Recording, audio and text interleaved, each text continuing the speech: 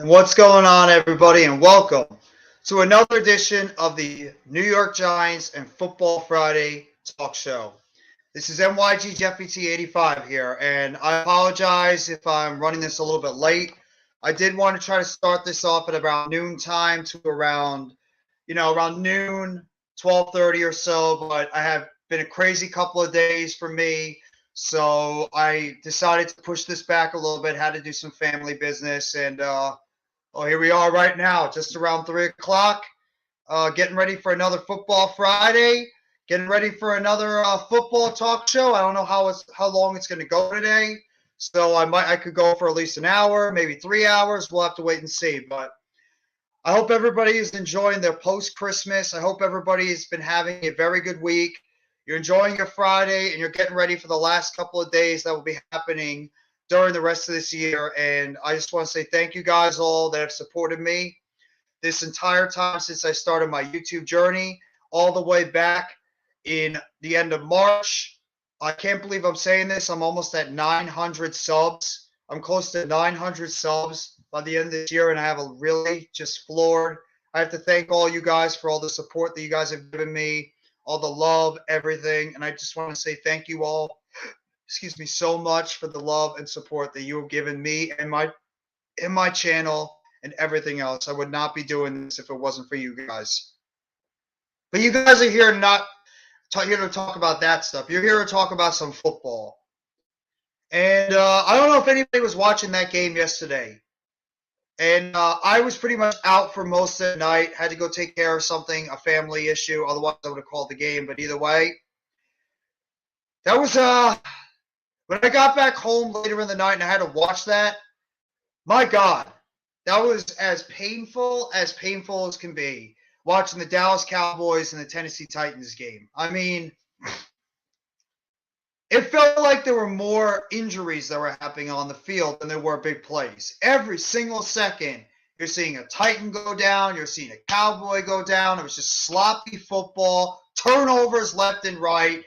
I mean, no disrespect to Joshua Dobbs. He took over from Malik Willis because they didn't think that Malik Willis was ready to go. They want to try to give him a little bit more time, develop him for the rest of this year, get him ready for next year. But, I mean, Dak was turning the football over. There were drop passes. There were missed tackles. There were interceptions, fumbles. It was just a sloppy, ugly, bad game. And Tennessee, the Titans really just did not give a crap about that game. It was the last game on Thursday Night Football. Thank God, because most of these Thursday Night Football games on Amazon have been an absolute freaking train wreck.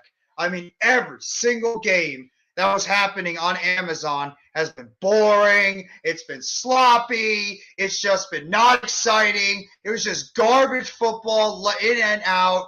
Just not good at all. So thank God the Amazon games are over. The Thursday Night Football games are over. And Dallas ends up getting the victory last night by the score of 27-13.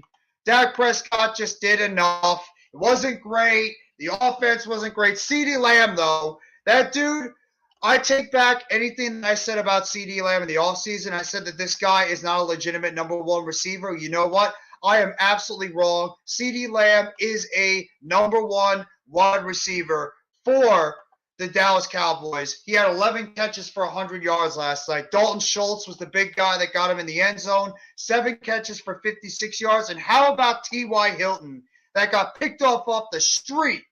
T.Y. Hilton off the street. 4 catches, 50 yards, helping out the Dallas Cowboys win that game last night. And like I said, Prescott wasn't great. He had 2 interceptions and 2 touchdowns. He had a 78.5 quarterback rating. He had an 85.6 rating overall. He had a 29 of 41 on the field, 282 yards. He wasn't great. Dallas got literally nothing in the running game. I mean, literally nothing. They had to count on the rookie Malik Davis to have most of their rushing yards. 10 carries for 39 yards, including a big 23-yard gain in that one. Elliott was pedestrian. He did have a touchdown in the game, but he was 19 of 37. He really didn't do anything in that game last night. Dak Prescott even rushed for a little bit. And in terms of the Tennessee Titans, I mean, what are you going to expect from a kid in Joshua Dobbs who literally just entered the game?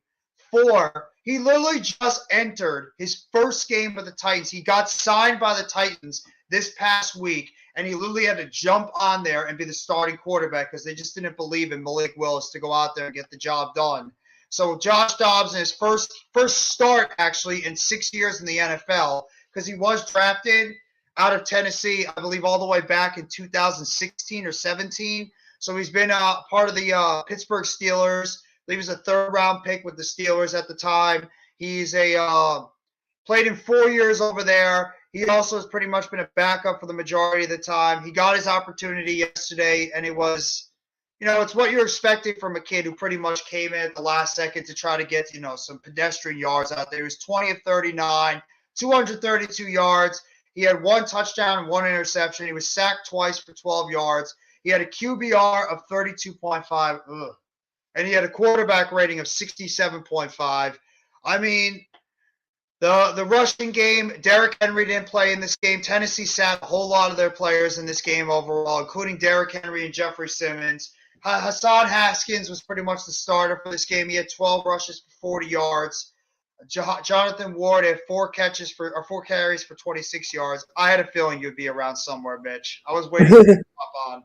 But he had 4 catches for 20. No, go. I'll talk after you're done. He had 4 carries for 26 yards. And in terms of the wide receiver core, I mean, it is what it is. Tennessee, Traylon Burks actually showed something a little bit in this game. He had 4 catches for 66 yards, 5 catches for 39 for Robert Woods. Racey McMath, who's pretty much an undrafted free agent that they brought in, he had a big catch for 39 yards. But either way, this game was hideous. This game was ugly. But either way, Dallas keeps their slim chances alive to potentially get the NFC East crown, although Philadelphia just has to beat the lowly New Orleans Saints to be able to capture that division. So unless something catastrophic happens, the Dallas Cowboys are pretty much locked into that 5th seed for the playoffs going forward. Tennessee, they have a monster game, which I would not be surprised if it gets flexed into Sunday Night Football next week, as they're going to be playing against the Jacksonville Jaguars. This game meant nothing for Tennessee. So no matter what happens in the Jacksonville game this weekend, it's probably going to be Tennessee and Jacksonville on Sunday Night Football next week for the AFC South Division, which will be an intriguing matchup as both teams, Jacksonville's been red hot, Tennessee's been ice cold lately. So, and most likely it's going to be a team under 500 that's going to win that division, and also in the NFC South, which is also an absolute disaster overall. But we'll see what's going to happen. Key, what is going on, Key? You know what? I would not mind if you hop on the channel too. I'd love to have you hop on the channel, Key, if you want to talk about the Eagles for a little bit. Alex, what's going on? I hope everybody's enjoying your Football Friday. Thank you all for coming by the football stream. I apologize. I couldn't do the game last night. I had a lot of stuff happen, and I also was going to do this a little earlier, but I had to help out my father with something a little bit earlier, so that's why I decided to push the stream back a little bit later. But thank you all for coming by the live stream. And here's my guy over here, Mitch Kofsky. Mitch, how you doing today? And hope you're enjoying your Friday. I'm doing good, man. I'm doing good. I got the Eagle Talk podcast with Rob in like an hour and a half. And did you get my DM I sent you? No, I have not checked my Twitter at all. I've literally been absent from Twitter the entire day. I've pretty much been running around like a maniac the past couple of days. I literally just got home and just like threw up the live stream, did a couple of other stuff real quickly, and then I just, got ready to do the live stream today because I want to make sure I'm getting ready to head out, but let me know. I'll definitely hop on. Yeah, I'd love to have you on, Key. I've always loved and appreciated the work you always do, including the 7. If you guys haven't already, go check out the 7,200 podcast that she does all the time with Coach Dante. It's a great podcast they do every week. So make sure if you guys go check out that podcast, that Key in the building, and as well as Coach Dante too. I love Key. Love what she does. I love Coach Dante as well. 2 of my favorite content creators out there. I can't wait for that Giants game as well. So we're going to be talking about the Giants game a lot. What's going on, Karem? Thank you so much for coming by the live stream. I'm excited for the Giants game.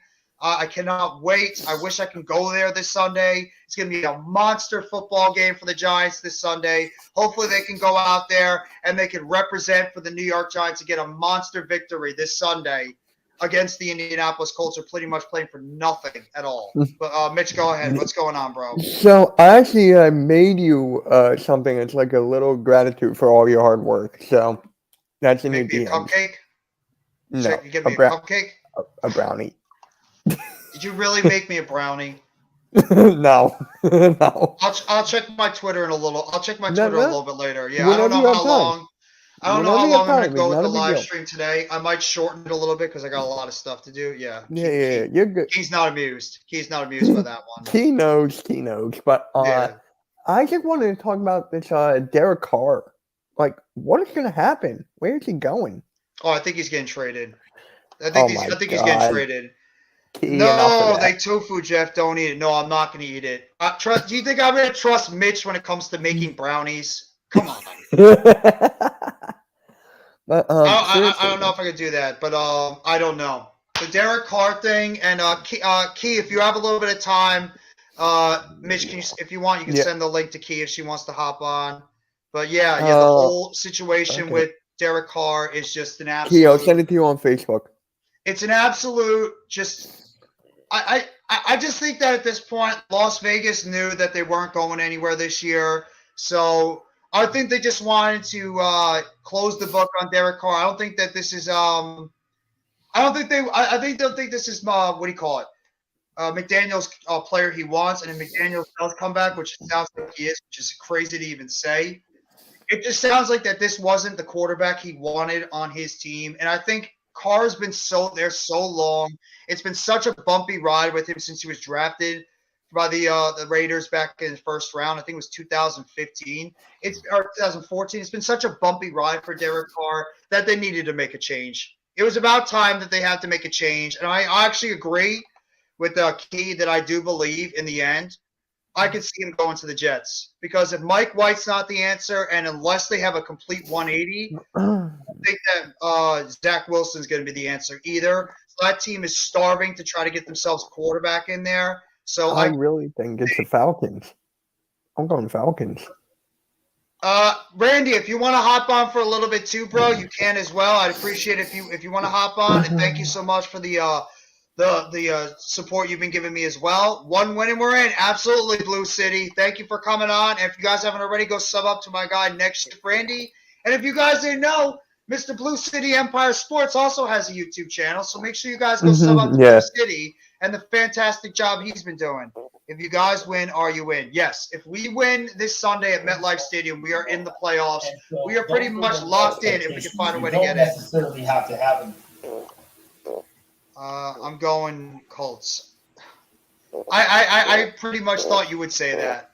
I'm not 100%. I am 100% confident going to this game, but I'd be lying if I wasn't a little bit worried because of the fact that Giants struggle when it comes to these bigger games that they have to play against. So I mean, I am a little bit worried. I have to admit, it's the Giant fan of me, but I do think in the end we'll be able to pull this victory off against the Colts, who are pretty much playing for nothing. But I mean, Mitch, how are you feeling about your Eagles right now heading into this game against the New Orleans Saints Sunday? Well, Jalen Hurts has been practicing today and yesterday, so that's a good thing to hear or see. But I don't know if it's going to be Gardner Minshew or Jalen Hurts. If it's Gardner Minshew, I still feel confident that we can beat the Saints. But if it's like, I could still see the Saints sneak one in. So it just goes down to the quarterback play. Absolutely. And joining us on the panel, I've been a big fan of hers. She's been doing podcasts for a very long time. Make sure you guys, if you haven't already, go check out her 7,200 podcast. She always does every time with our buddy Coach Dante. Phenomenal Eagles content creator, Phillies, Flyers, Sixers, whatever it is, Philadelphia. You always got to go to her, and that, of course, is Key in the building. Key, it's a pleasure to have you on the panel for the first time. Thank you so much for coming, and I hope you're enjoying your Friday. Yo, what is going on, y'all? What's happening? Doing good. How are you doing, Key? I can't complain. So, Key, I asked Mitch before, but how are you feeling about your Eagles right now overall and going into this game on Sunday against the New Orleans Saints? Either way, without Jalen, I still think we got it. Sirianni's still up in the air about if he's going to start or not. Um, if y'all hear that banging, next door is working. I mean, Don't worry about getting their house it. fixed and they irking my nerves. They need to be done early. Anyway, whether it's Garner Minshew, I think Garner Minshew will be okay. Now the Saints, like I said, I don't go into any opponent taking anybody lightly because anybody can be beaten. We've seen that in the NFL this year. Um, the Saints still got some pieces on the defensive side of the ball that we still got to worry for. Demario Davis is one. Cam Jordan is another. Knowing that we're gonna have Jack Driscoll out there instead of Lane Johnson, so that's a big matchup to look out for. You still got Marshawn Lattimore out there to watch out for. Even though Kamara has had a not so good season this year, he's very quiet, but he still could be used out the backfield. He's a dual threat. Not wide receiver, running back. Still got to watch out for Chris Olave and the Swiss Army knife and Taysom Hill. So they still got pieces. We just can't take the Saints lightly. As far as quarterback wise, whether it's Jalen or Minshew, I still think the Eagles can get it done. What do you about that other kid that's on their team that's been sort of making a little bit of waves lately, and that's Rashid Shaheed. I mean, this kid seems to be becoming one of those big play receivers over there, along with Chris Olave for the Saints. That's another kid that you gotta maybe not get too concerned with, but he's a guy that you have to keep an eye on because he has made some big plays over there for New Orleans going forward. Definitely. And what's the other one? I forget the other receivers they have, but no, they have a good receiving core that is very underrated. Hopefully we can get CJ off the IR. He's eligible to come off this week. We'll see if he plays. But if not, we gotta stick with Josiah Scott, who stinks. And I think that offensive coordinators are gonna go to try to throw at him. So Gannon just gotta not play zone all game and go back to how we was playing in the very beginning of the season, like when we let Bradbury and Slay do their job. Yeah. So is that as bad as Kayvon Wallace though? Because I know a lot of Eagles fans get on Kayvon Kayvon Wallace case. sucks too. He sucks too. So he should have been off the Every team. time I hear everybody talking about Kayvon Wallace, how much he sucks on the Eagles. He should have been off the team. Oh, he should have been gone a while.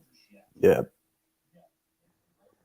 Oh, shout out to Jake the Snake. He's on Robert's podcast right now. I'm watching it. Jake the Snake Roberts? No, the guy is named Jake Silver. So, okay. Yeah. I'm like, Jake the Snake Roberts is on? No, that would be badass though. Okay, so he's your version of Darnay Holmes, because that's what Darnay Holmes has been for us most of the season, has been ass. But he's had to play because we don't have anybody capable of playing the slot cornerback position over him. We can't put the rookie out there. We tried to put the rookie out there, Cordero Flott, and he had an opportunity to make an interception. He dropped it when it was flat in his hands. And we've had to throw out guys like Nick McLeod. We've had to throw out Flott. We've had to throw out Fabian Moreau, who wasn't even on a football team at the beginning of the season. That has been our cornerback trio for most of the season because Aaron Robinson has pretty much been hurt the entire season. And then Adoree Jackson, I don't think he's going to be back this Sunday. He's actually doubtful. Maybe he returns for the last game of the season against you guys. But, we've been pretty much playing with guys off the scrap heap at the cornerback position. But, yeah, I mean, I as much as I dislike your team, I have to say that you guys are probably, if it's not, maybe like Kansas City and Buffalo, you guys are probably the favorites right now to potentially win the Super Bowl. But there is that one team in the NFC I have to say you guys have to be, keeping your eye on, and that has to be the San Francisco 49ers because they're coming on strong. They're getting healthier. And if this Brock Purdy kid keeps playing the way that he has been playing for, I believe, a 7th-round draft pick out of Iowa State, that team has got to put a little bit of worry in you because they're just like you guys. They have depth on both sides of the line. They have tremendous playmakers on the outside. And as long as the quarterback doesn't turn the football over or become a liability and doesn't have the game get too big for him, I think that is going to be a team that you have to keep your eyes on. Fact. So I guess we got some news from Schefter. Jalen Hurts is doubtful, so that pretty much means Minshew's going to start. Yeah, I think that I think at this point, and besides, Minshew showed enough in the game last week against the Cowboys where you guys should be capable enough to be able to go out there with, Gardner Minshew and still have your offense pretty much not miss a beat. So I think it's a smart move. Just keep Hurts out, letting him get healthier, and just get them ready for the playoffs. You probably won't even need them against us either next week Nope. because if we win next weekend too, there's a good chance that both teams might be playing their starters, but it might be limited minutes because both teams will be getting prepared for the playoffs, and you guys will essentially have 2 weeks off in a way because you won't have to play until the divisional round. So it'll be at least a couple of weeks break for you guys to get all you guys healed up that have been banged up over the past couple of weeks, including like Lane Johnson. Lane Johnson's going to be back for the playoffs, right? Lane Johnson, all I can say is a monster because especially with that injury that he has, it's hard for a lineman, an offensive lineman to have, and for him to say, you know what, I'm going to tough it out until the end of the season and get surgery. That proves Lane Johnson is a freak of nature anyway. He is ripped from the gate, so I guess he knows his body. He knows that he can suffer through it and stick through it. So yeah, Lane Johnson will be back to the playoffs too. He said that. We'll get if CJ doesn't play, we'll get CJ. I'd rather have CJ sit out until the playoffs as well, because we're gonna play whoever between Tampa and Dallas. We're gonna play them next. That's where our opponent's gonna be.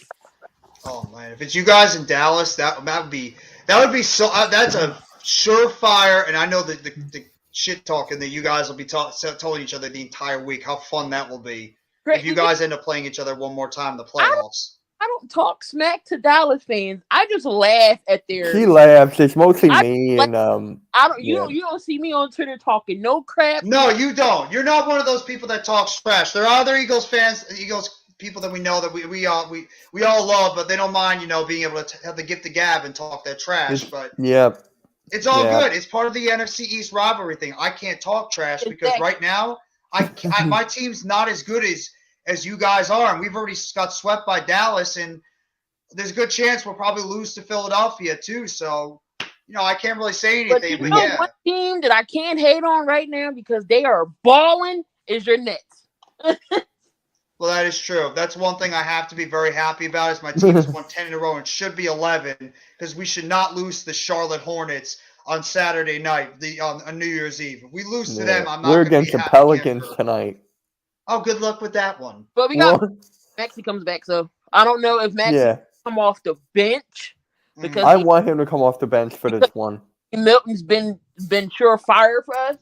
So I don't know how that's gonna work. So we got the Pelicans, then the Thunder, then the Pelicans again on Monday. What the hell? And then the Eagles got the Saints on Sunday. Oh wow. You think they somehow scheduled that in a way together? Like they purposely did that together? Be like, oh look, well the Pelicans are going to be on this week against the Sixers. Why don't we put the Eagles and the Saints together, make it a little New Orleans and Philadelphia weekend matchup? Monday? Huh? Are the Sixers home Monday? Yes. Remind me. Okay, I know I won't be going out that day. We will take Kayvon Wallace off your hands. He really looks good in blue. No, I do not want Kayvon Wallace. Blue City, you can have him. Blue City, you can have him. Yes. A guy like that in Darnay Holmes, I don't want him. And Blue City, Xavier McKinney, he's got the 21-day window open, but he's not going to play this week. And Adoree Jackson is doubtful. So I think the Giants are holding them both out because they believe they can be able to take care of business against a Colts team who's pretty much playing for nothing. But as a Giants fan, I'm not going to be sitting there like, saying this is going to be a cakewalk because the Giants haven't blown out anybody this year. We have pretty much had to fight for our lives in every single football game. Eagles. And by the way, it's us versus Juice this whole weekend. Oh, have fun with that one. Have fun with that one with Juice. He's gonna make it easy for you guys. Juice is going to be talking his noise the entire time. He already started on my shorts. He already started on my shorts. What's he going to say? Andy Dalton is like the MVP of the NFL next? No, he was like, you're going to lose on Saturday in a bad video. Fan. He has good taste. It's a rivalry, Key. Yeah, well, she knows. I know Key and all the Eagles fans know it's a rivalry between the Eagles and the Cowboys. That's evident. Yeah. Just some people don't need to talk smack. They just want to see the football game and see how it plays out. I don't like talking smack much either. One, because I haven't been able to talk smack. My team's been a disaster for a decade. And also because I just don't believe in trash talking. You can with the Nets.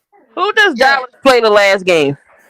Washington, I believe. I think they play Washington the If last Yeah. week. Dak throws another pick, that would be 7 games in a row. He's thrown a pick. Oh, he was not good last night. Did you see That was that game last night, terrible. Key and Mitch? That was That was horrible Yeah, I last terrible. watched it. night.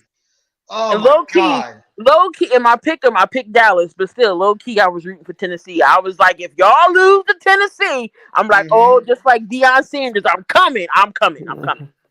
And Tennessee sat all their good players too. Tennessee went into that football game like they didn't even care if they won or lost because, like, you know what? It doesn't matter. We're playing against the Jaguars anyway for the division. Why the hell do we put out our injured players? Just get them ready for the next week. They pretty much just gave up on that football game, and Dallas still, for the most part, struggled to beat a Tennessee team that was playing Joshua Dobbs at quarterback, who just arrived in Tennessee a couple of days ago and was out there playing quarterback like Baker Mayfield did for the Rams. It's just they beat the friggin' Raiders out there. And shout out to Eric and Raphael, two Raiders content creators. I know they've been, it's pretty much been rehab for them all season long, dealing with that goddamn football team and what they've done to their fan base.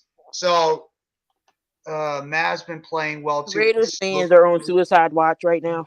Oh my God, they are literally on suicide watch. I agree. Giants only have to win one game. Eagles had to win one game. Washington only had to win one and out.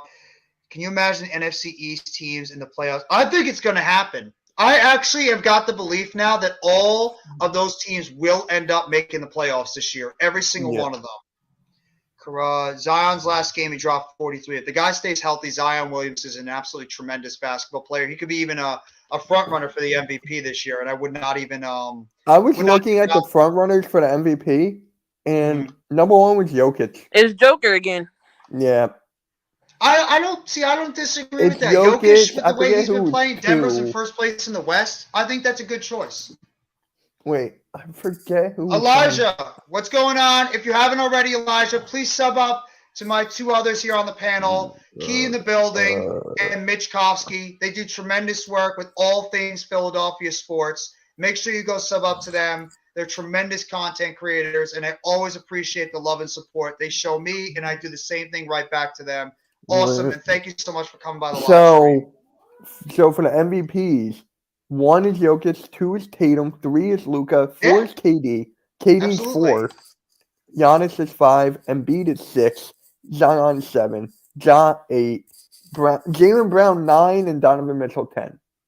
Yeah, I heard about that. That's what was it, Eagles fan or Cowboys? Don't even get me started on that. I don't want to go into detail about it. It's just that's when fans take things too far. I mean, I understand if you're being a diehard fan of a team, but you have to know when there's a line that has to be drawn. When it comes I got blocked from him. Yeah, that's like you got. There's a line that needs to be drawn, and yeah, I know Key. I know Coach Dante. I know a lot of people in the Giants, Eagles, Cowboys, Commanders. We all know each other from one another from doing collabs. I collabed with a whole lot with Coach Dante and Key over the summer when they were watching me break down and have a nervous wreck about the whole Kevin Durant and Kyrie Irving situation about the Nets. And they're sitting there laughing. They're sitting there laughing the entire time while I'm having a freaking nervous breakdown about that whole situation. Can we go back to that, please? You're like, why? But my team's doing great. I can't. That's why I want to go back. Right now. That's why I want to go back. You know what the funny thing is? I can't complain about anything right now. The Giants, who have done nothing for years and have really not supposed to do anything this year, are now 1 win away from making the playoffs. The Brooklyn Nets are the hottest team right now in the NBA, and they look like a championship team. The New York Mets are signing players left and right because of Steve Cohen's beautiful money that he keeps throwing out there. And the Mets might be cap hell when it comes to time to signing somebody else. That's the only downfall. Well, there's no cap. There's no cap. Not no cap. The luxury tax. Yeah. I don't think Steve Cohen cares. What about your Devils? Steve Cohen doesn't care. The Devils have slid a little bit lately. They got off to a really hot start, but they've really come back down to earth. Are they doing better than the Flyers, Key? Because I don't know. I don't even know. Because the Flyers are, if we don't suck that bad, because we're not in last place, but we're second to last. So might as well say you stink. I've been pissed a lot. Yeah, we're clowns, and yet your team has been losing 5 in a row, including losing to one of the worst teams in the NBA last night. But it's okay. How's it feel to be a Knicks fan right now, and you guys don't even know what the hell you are? Oh, half the don't time? go. Oh, We almost beat the Vikings. We did. We did we almost beat did the too. Vikings. We beat the Vikings. In fact, I'll even go as far as we should have beaten the Vikings. There's no reason why That we lost game the was Vikings. so Because we close. I beat streamed that game with ourselves. you. That entire football game, we beat ourselves. Whether it was the Daniel Jones pick, and that was the only bad throw he really made all game. The dropped interceptions by Cordero Flott and Nick McLeod on the sidelines. Whether it was the Bellinger fumble, whether it's Richie James, who was wide open on the middle of the field, dropping a pass in his hands, or the multiple times on third down and long where the Giants were right there to make the stops and Justin Jefferson streaking over the middle of the field and making plays. But I want to hear you guys and your, objective version of what you guys have thought about the New York Giants this year, and specifically about Daniel Jones and Saquon Barkley. I want to hear how you both feel about the Giants. Be honest too. I feel like not everybody gives Daniel Jones credit. Throughout his whole tender with the Giants, who the hell has he been throwing the ball to? Everybody's been hurt. Thank you. Who the hell has he thrown the ball to? And when he has weapons around him, Daniel Jones is not bad. He has an arm. He's mobile. So I feel like he don't got nobody to throw to. It's either the Giants are going to give him back, or he going to go somewhere else where he has weapons and a line, and he going to prove everybody wrong. You know what would be funny? I mean, not funny. It would be kind of ironic if Daniel Jones gets traded to the Raiders and Derek Carr goes to the Giants. No, because Derek Carr and Daniel Jones are pretty much. Daniel Jones is a more mobile quarterback, and you can get more upside out of him. Plus, now I know. I just thought it would be ironic. I thought it would be like, oh wow. I mean, if Daniel Jones went to the Raiders, we don't know what Devontae Adams' situation is going to be. Like he has a number one receiver. We don't know if Josh Jacobs going to stay. I think Jacobs is gone. I think just by the way he's been sounding and the fact he's going to get a whole lot of money on the open market, I think he's going to be gone. And the funny thing, I'm glad you brought that up, Key. The running back market this year is going to be very interesting because both our teams have a big time running back. Ironically, both from Penn State that are going to be commanding major money in the offseason. I think Miles Sanders is gone. I don't think we're going to get him back. That's all right. Look, if Miles Sanders don't go, Howie better offer Jacobs some damn money. That's all I got to say. You wouldn't be comfortable going into the draft and maybe finding a running back that can maybe complement the guys you have already? I would take Blake Corum. No. I would take Blake Corum in the second or third round. But no, I would take Jacobs. You know why? He's powerful back, and we don't have a ball with feet. That is true. How do you feel about Kenneth Gainwell though? If he was the number one, how would you feel about that? No, we can't use him on the goal line, as you clearly saw that other play. We can't. We got the fast elusive backs. We need that power runner too as well. That's why I said if we don't offer Sanders, how we better go get Josh Jacobs. Josh Jacobs behind our line. Oh my God. That's all. Can we get Tony Pollard? Well, Dallas, how's Dallas going to be able to keep Tony Pollard? Tony Pollard is more like a Gainwell type. He can catch out the backfield. I know. I just said that because he said it. We got a whole bunch. We already have those. So we need that bowling ball with feet. Don't you think though Pollard could be like a poor man's Alvin Kamara, that dual threat running back that could beat you in the passing game and the rush game? Somebody, if Dallas don't re-sign him back, somebody's going to get Pollard. And whew. How are they going to be able to re-sign him back though, Key? I mean, they have Ezekiel Elliott under a big time contract. They have all these other guys that are on their big contracts. How are they going to be able to pay? How are they going to be able to pay a guy like Tony Pollard too? Miz, what's going on, Miz? And that's right, playoffs, baby, playoffs Sunday. You know we're all feeling it, bro. Cannot wait. But that, Key, just to think about that. How are the Cowboys going to be able to pay somebody like Tony Pollard when they already got Ezekiel Elliott under a big time deal? That's definitely true. They ain't gonna be able to. Same thing with Dak. So. Jerry got Marcus Lawrence too. Jerry got some explaining to do. So they should trade for ZK. Yeah, but who's gonna want Elliott right now? He is 27 years old, but he got that monster contract. Who's gonna want to try to trade for Ezekiel Elliott that looks like he might be on the way down, like on the downwards of his career? Hot take: Seattle Seahawks will trade DK Metcalf and 2 second-round picks, 2023 and 2020. All right, here's the problem with that. Here's the problem with that trade you have.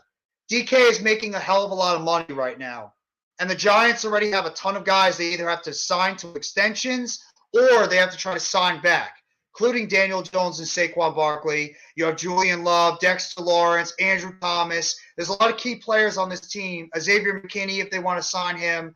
It's going to be hard to be able to go out there and bring in a guy on the big-time contract because it might sacrifice some of the other guys you want to try to keep on this team. Giants are going to have a very interesting offseason this year because, as Key said before, Mitch, we've been pretty much playing with high school wide receivers out there on the field, and we need to do anything possible. We need our Devontae Smith and A.J. Brown at wide receiver, or Terry McLaurin and Jahan Dotson and Curtis Samuel, or over there in Dallas. We need our C.D. Lamb, Michael Gallup, and hell, even T.Y. Hilton is going out there and making plays for the Dallas Cowboys. We need wide receivers in the worst way, but I would not be surprised if the Giants maybe go out there and try to trade like a DeAndre Hopkins, maybe for a T. Higgins, maybe even try to sign a guy like Paris Campbell coming off a good season, like, those types of players, and then try to draft another one in the first or second round.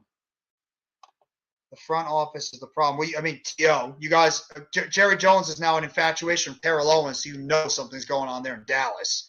Raphael, how's it going, man? Thank you so much for coming by the live stream. I don't think he's on the way. No, it's never going to happen. And we're never going to trade Kenny. 4 catches for 50 yards. And Isaiah Hodgins, and a guy that was not playing with any team for most of the season, is playing much better and is adapted to the Giants system rather than who, number 19. That says it all right there. And the Giants wide receiver core at the beginning of the season was supposed to be Kadarius Toney, Kenny Galladay, and Sterling Shepard as our top 3 guys. Galladay has literally done nothing all season. He's had 4 catches for 50 yards and no touchdowns as a Giant. Kadarius Toney, with the issues he had, he pretty much was hurt the entire time, and they had to trade him because he wasn't part of the system.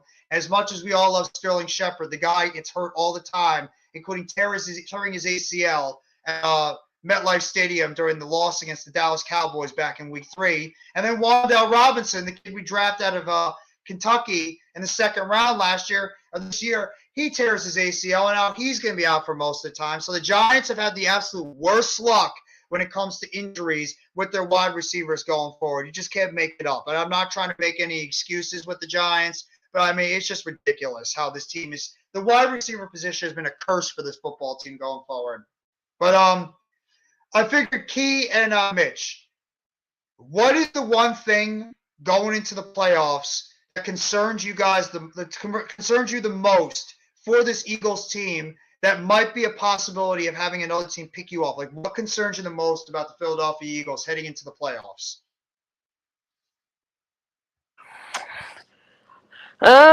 Secondary. Rather, what is Gannon going to do? Offensively, I'm not worried. No. It's defense I'm worried about. Is it just specifically the secondary that worries you, and mainly, I'm guessing, the safety position, or is it the entire secondary altogether? It's the secondary. The front, I'm not worried about, because if Brandon Graham gets one more sack, we'll have 4 players, double digits for sacks. You don't really have confidence in. Was Avonte Maddox going to be ready for the playoffs, or is he out? He's pretty much done. No, I don't even know. He got a toe injury. They didn't say what kind of toe injury. Turf toe. They didn't say. They say he's out indefinitely, but they didn't say anything for the playoffs. So I don't know. What up, no Mets, no Nets, no Jets? Thank you so much for coming by the live stream. And Key, I'll just tell you from experience, we've had a player that suffered a toe injury all the way back in preseason, and he played a half a game, and he's on injured reserve, and that, of course, is Shane Lemieux. So a toe injury has all of a sudden become something that's knocked players out for seasons. So it's just crazy if you think about it. But if we get CJ back, I think I will feel a little better, because CJ hasn't been playing. He hasn't been playing for a while, and him and Tyreek Woolen are still leading the league with interceptions with 6. So I got to tell you something. Shoot. So, but also the fact that you're worried about Darius Slay and James Bradbury holding up on the outside against some of these other receivers in the they're going to be coming out in the NFC or even the Super Bowl if you guys get there. Those guys I'm not worried about. it's Jonathan Gannon's scheme of what he's going to Mm. have them in. Yeah. Worried about because Yeah. he had them in a zone all game against Dallas. CeeDee Lamb ate us up in that slot, Yeah. Yeah. It was and terrible. he made no adjustments. He made none. No adjustments. And it wasn't Slade's fault on that 3rd and 30 because he was supposed to have help. And he Yeah. did. Josiah Scott. Yeah. Why do they always have your cornerbacks playing off at least about 10 or 15 yards from the receiver? Because You're just asking.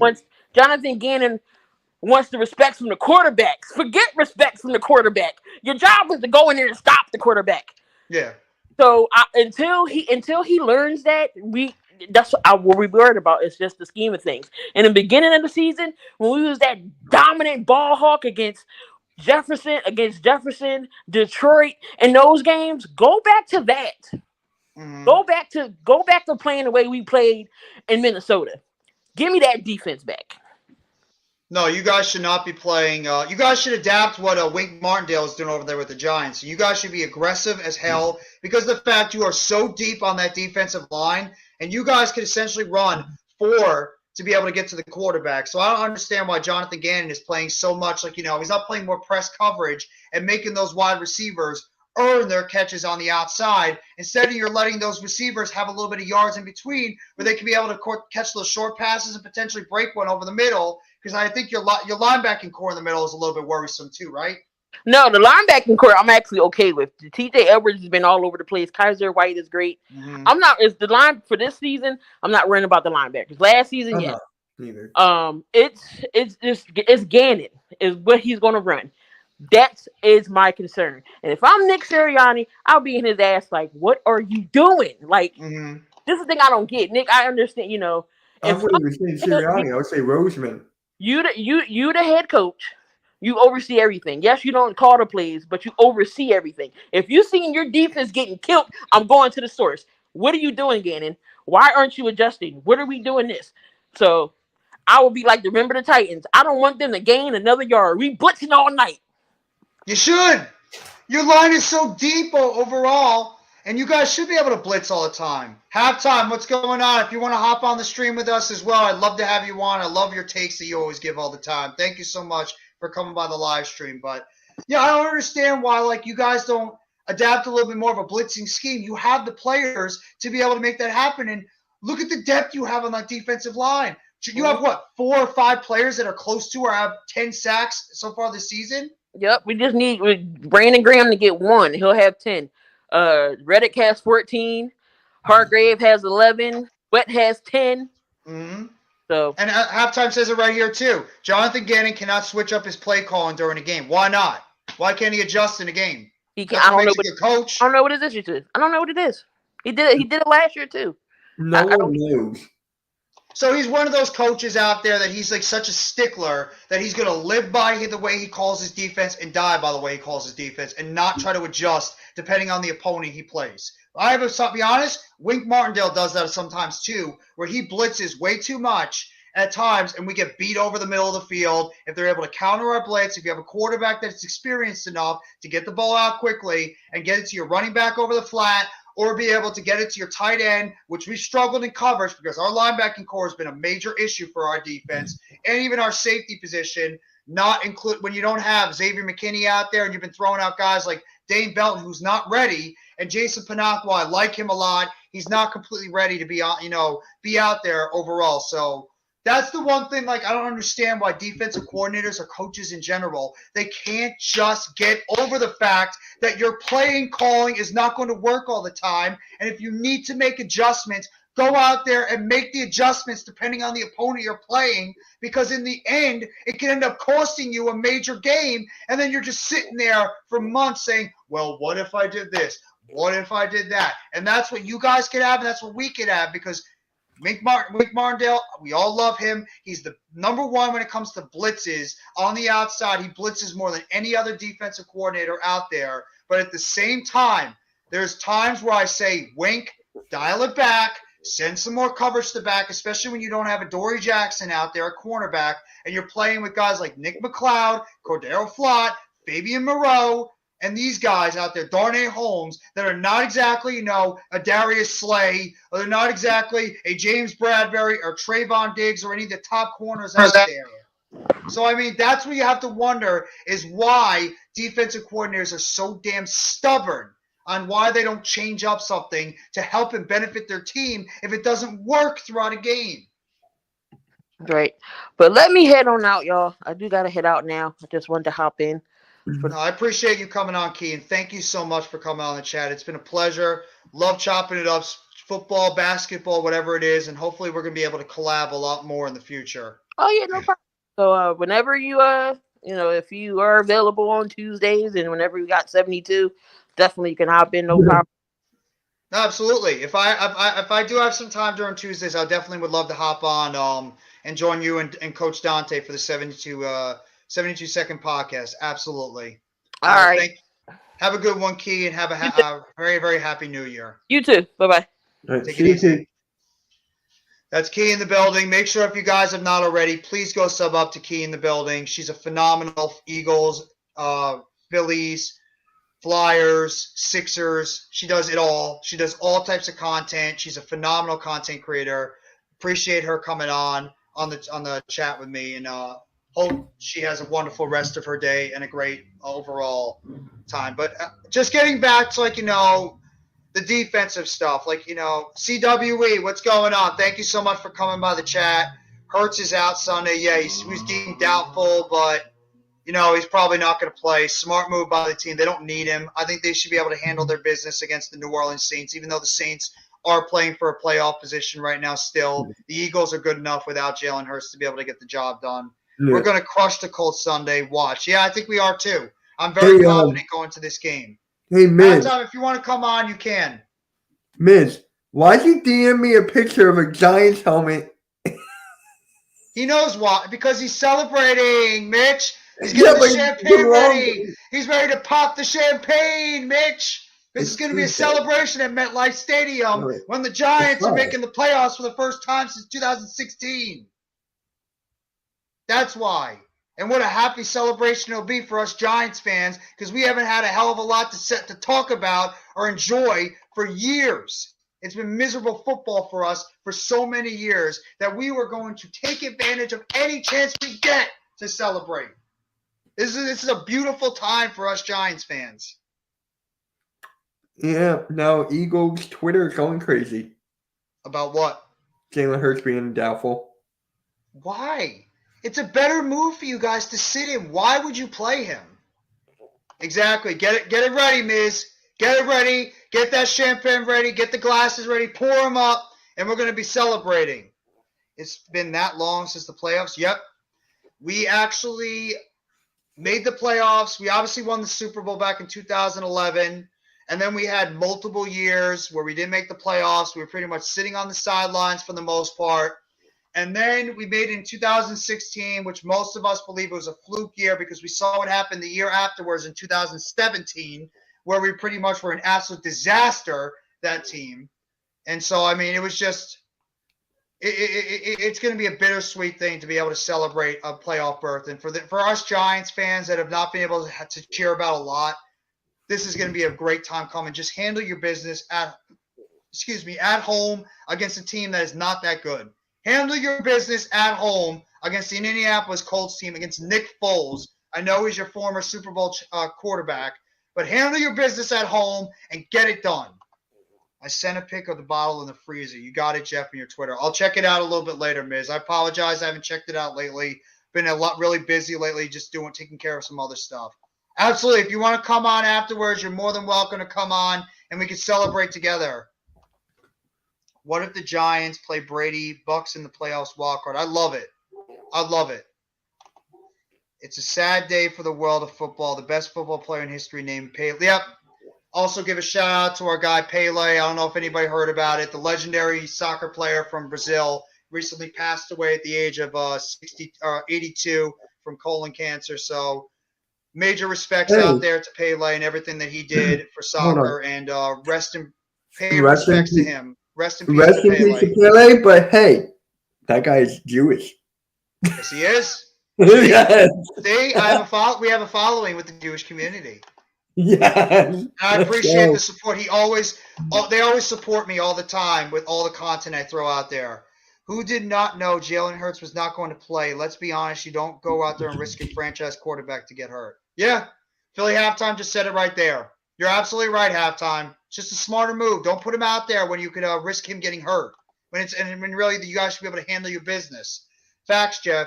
No need to further his ability to be 100% or 85% and wait till the playoffs, at least a half versus the Giants. Yeah, exactly. And it might be the same thing with us as well. Giants haven't made the playoffs the same amount as the Texas Rangers didn't either. Well, the Rangers, they need as much help as they can get right now. Rangers are pretty much done. They've been trying to bring in a whole bunch of backup, a whole bunch of older pitchers, hoping that they can, Brady versus Giants 3.0. Of course, why can't they? That is Why true. can't they be? That's true. That is CWB. true. 1970 in football, the red-yellow card law started also because of Pele, because they always would break it before it wasn't. Yeah, there you go. Thank you very much for dropping that in the chat. There's a great one right there. My religion is Christianity. It's all good, man. It's all good. I don't not really a religious person, but you can whatever you want, whatever you follow, I'm all good with it either way. But Mitch and the chat, what do you think about the AFC so far? How do you think the AFC is going to shake out? Because I know we talked a lot about the NFC, specifically our teams. What do you think is going to happen in the AFC conference with the who's going to grab the number 1 seed? What's going to happen in the AFC South? Number 1 seed is going to Kansas City. You don't think it's going to be Buffalo? I'm going Kansas City here. Why do you say Kansas City? What makes you believe it's going to be Kansas City coming out of the AFC? Mahomes. You don't trust Josh Allen to be able to get it done? No. If you remember in the beginning of the year, Robert can attest to this whenever you talk to him or whatever. I had the Bills winning the Super Bowl this year. Mm-hmm. So I think it's going to be Kansas City taking a 1 and then Bills going up in the number 2 spot. Man, I got to be honest. I'm taking the Bills. I think the Bills are going to win that number 1 seed because they also have the tiebreaker because they beat them early in the season. Haven't they? They've been falling down as of late, haven't they? No, they've actually rebounded recently. They got a nice win last week. So, yeah, no, they're actually playing pretty well right now, the Bills, and they have that advantage over Kansas City because they beat them when they played their head-to-head matchup back in Kansas City. So the Bills right now have the advantage overall. Breaking news, it was just announced that Jalen Hurts is doubtful to play against the Saints. Yeah, we just thank you, Blue City, for breaking that. We talked about that a little bit earlier. Jalen Hurts is out for this game, which I think is the best decision for them to do. Bills have been a better defense than Chiefs. That is true, even though they've had a whole lot of injuries this year because of the fact that they've lost Von Miller for the season. They lost Micah Hyde for the season. Jordan Poyer's been out in and out. White's just come back. Tre'Davious White, Gregory Rousseau, AJ Espinoza has been out. They've had a lot of injuries on that team, but the Bills have still been able to stay course, especially on the offensive side. It will be Kansas City. Patrick Mahomes is the face of the NFL. You're not wrong. You're not wrong with that one. Bills for me because their D is better than the Chiefs. That's true. I can see that. That's true. All right, I'm going to send the link to you in the chat, Miz. And anybody else that wants to hop on, Randy, you want to hop on, Miz, if you want to hop on, Philly Halftime, if you want to hop on, there's the link. Hop on if you guys want. We're going to talk about all things football, not just the New York Giants and the Philadelphia Eagles. This is a football podcast, not just the Giants podcast. What's going on, Chad? Chad Steelers is still in it.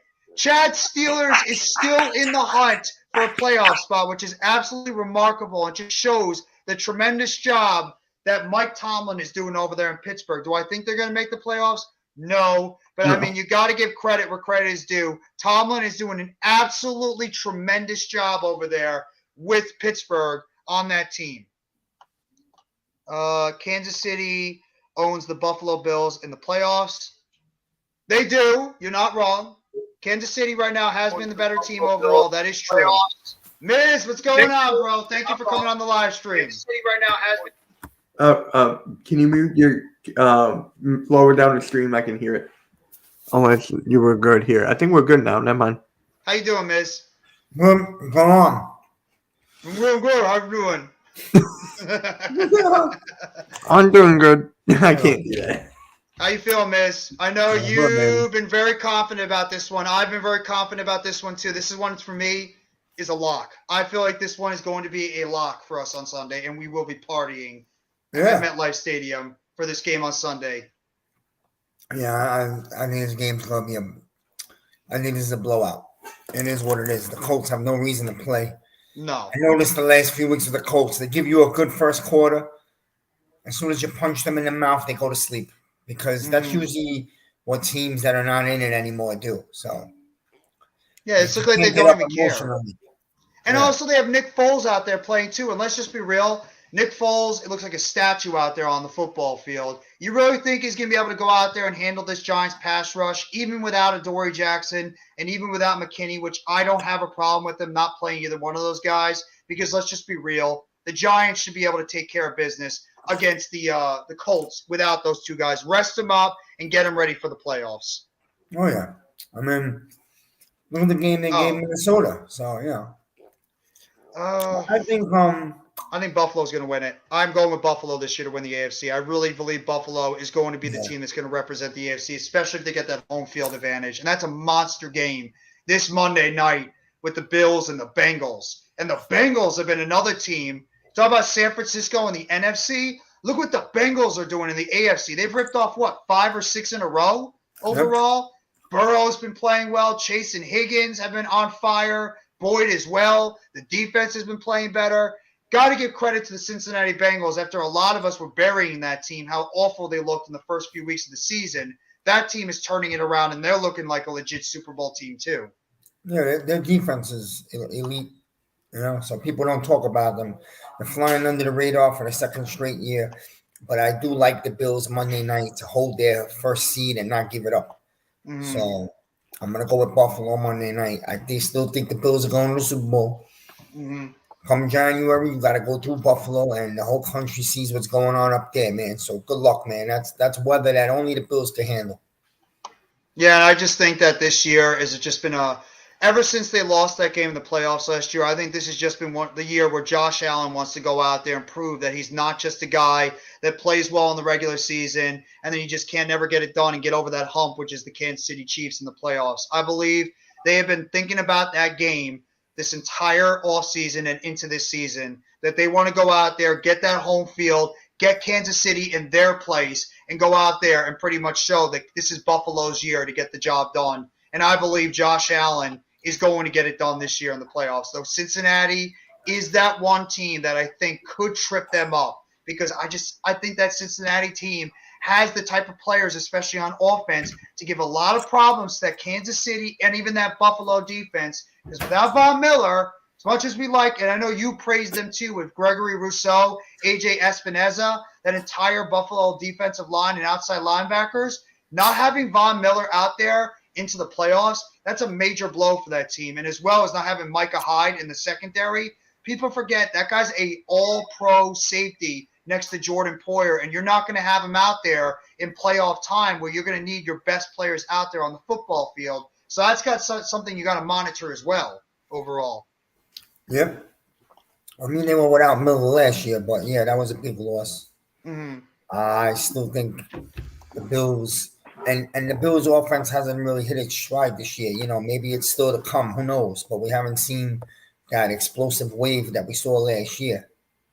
So we'll see what happens. But at the end of the day, push come to shove, I still think the Bills are going to get to the Super Bowl.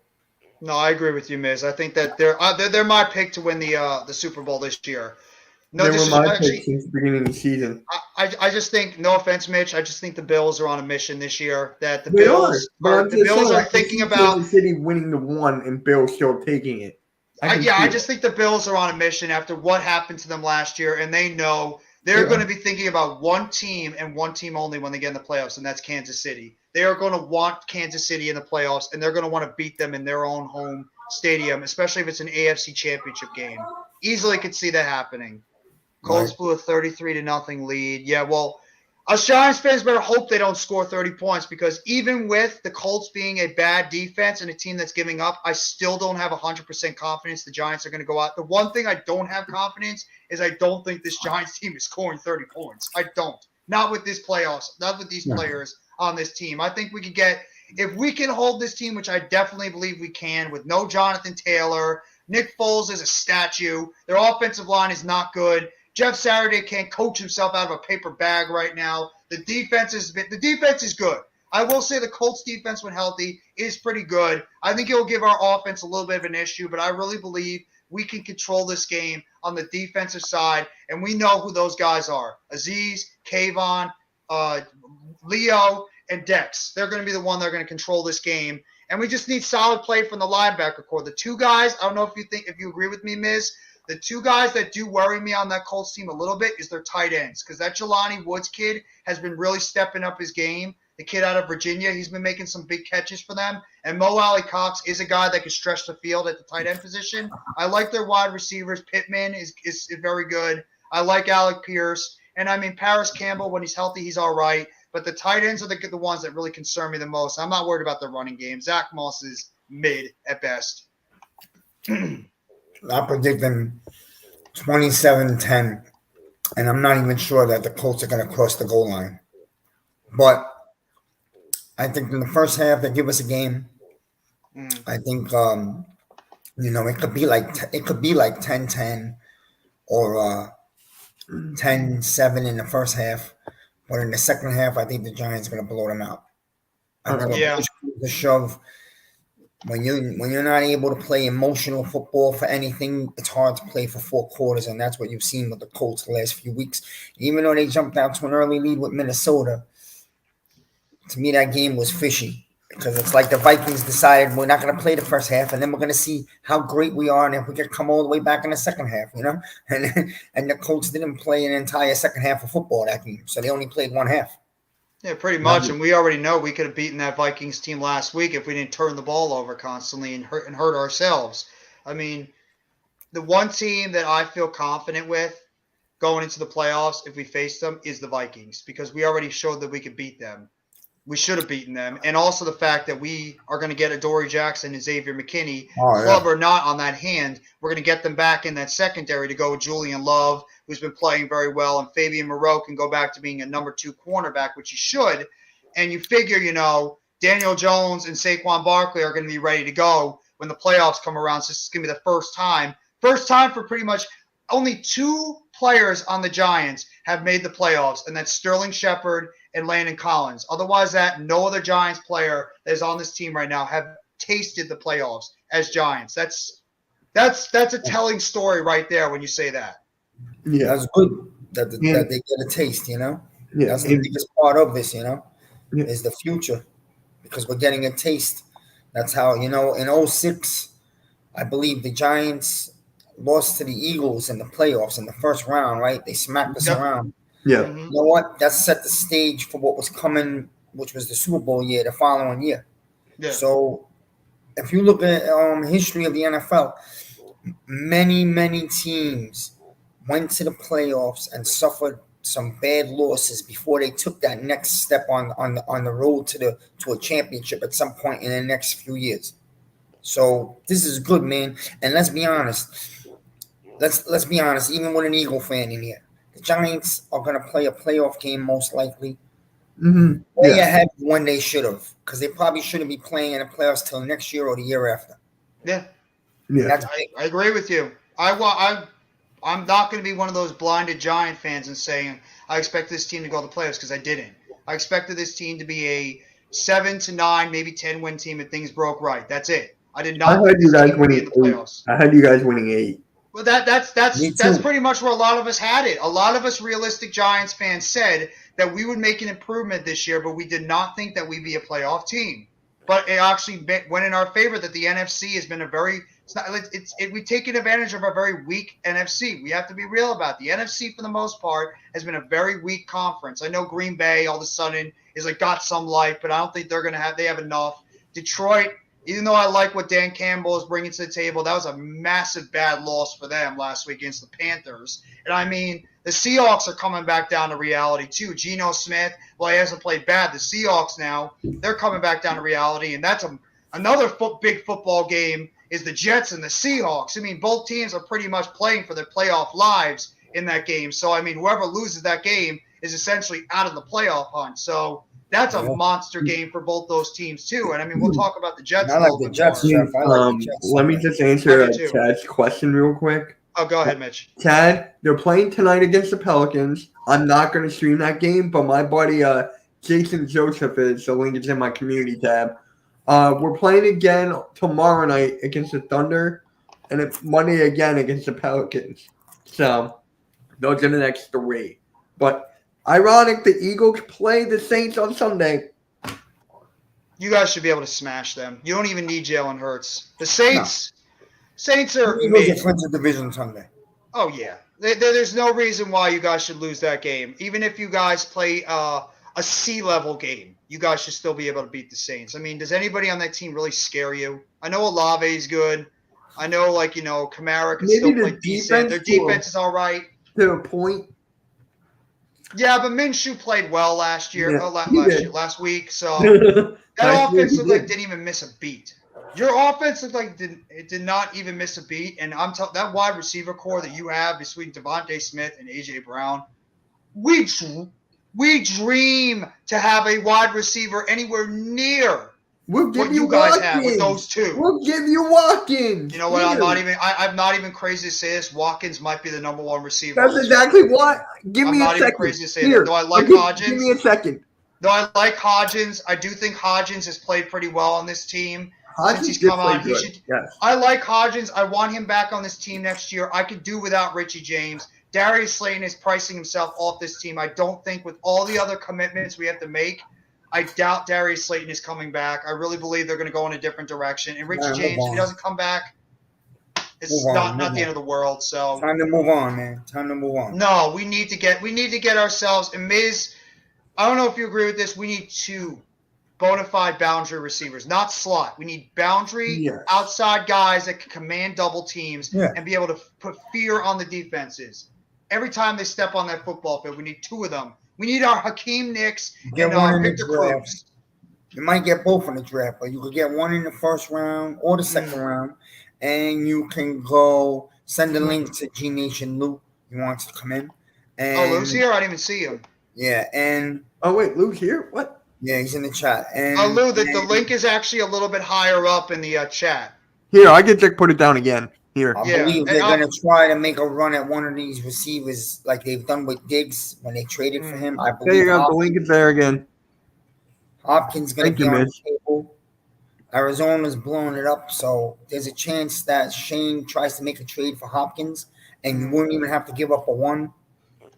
If you could get a Hopkins, like a 3, right?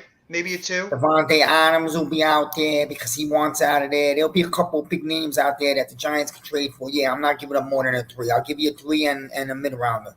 I think Arizona will probably initially ask for a 2 because it is DeAndre Hopkins. The guy is a good player, but I think the 3 – I do not want Hollywood Brown. No. I know you want Hollywood Brown. No, I don't want Hollywood Brown. And I honestly think who could actually become available, Miz?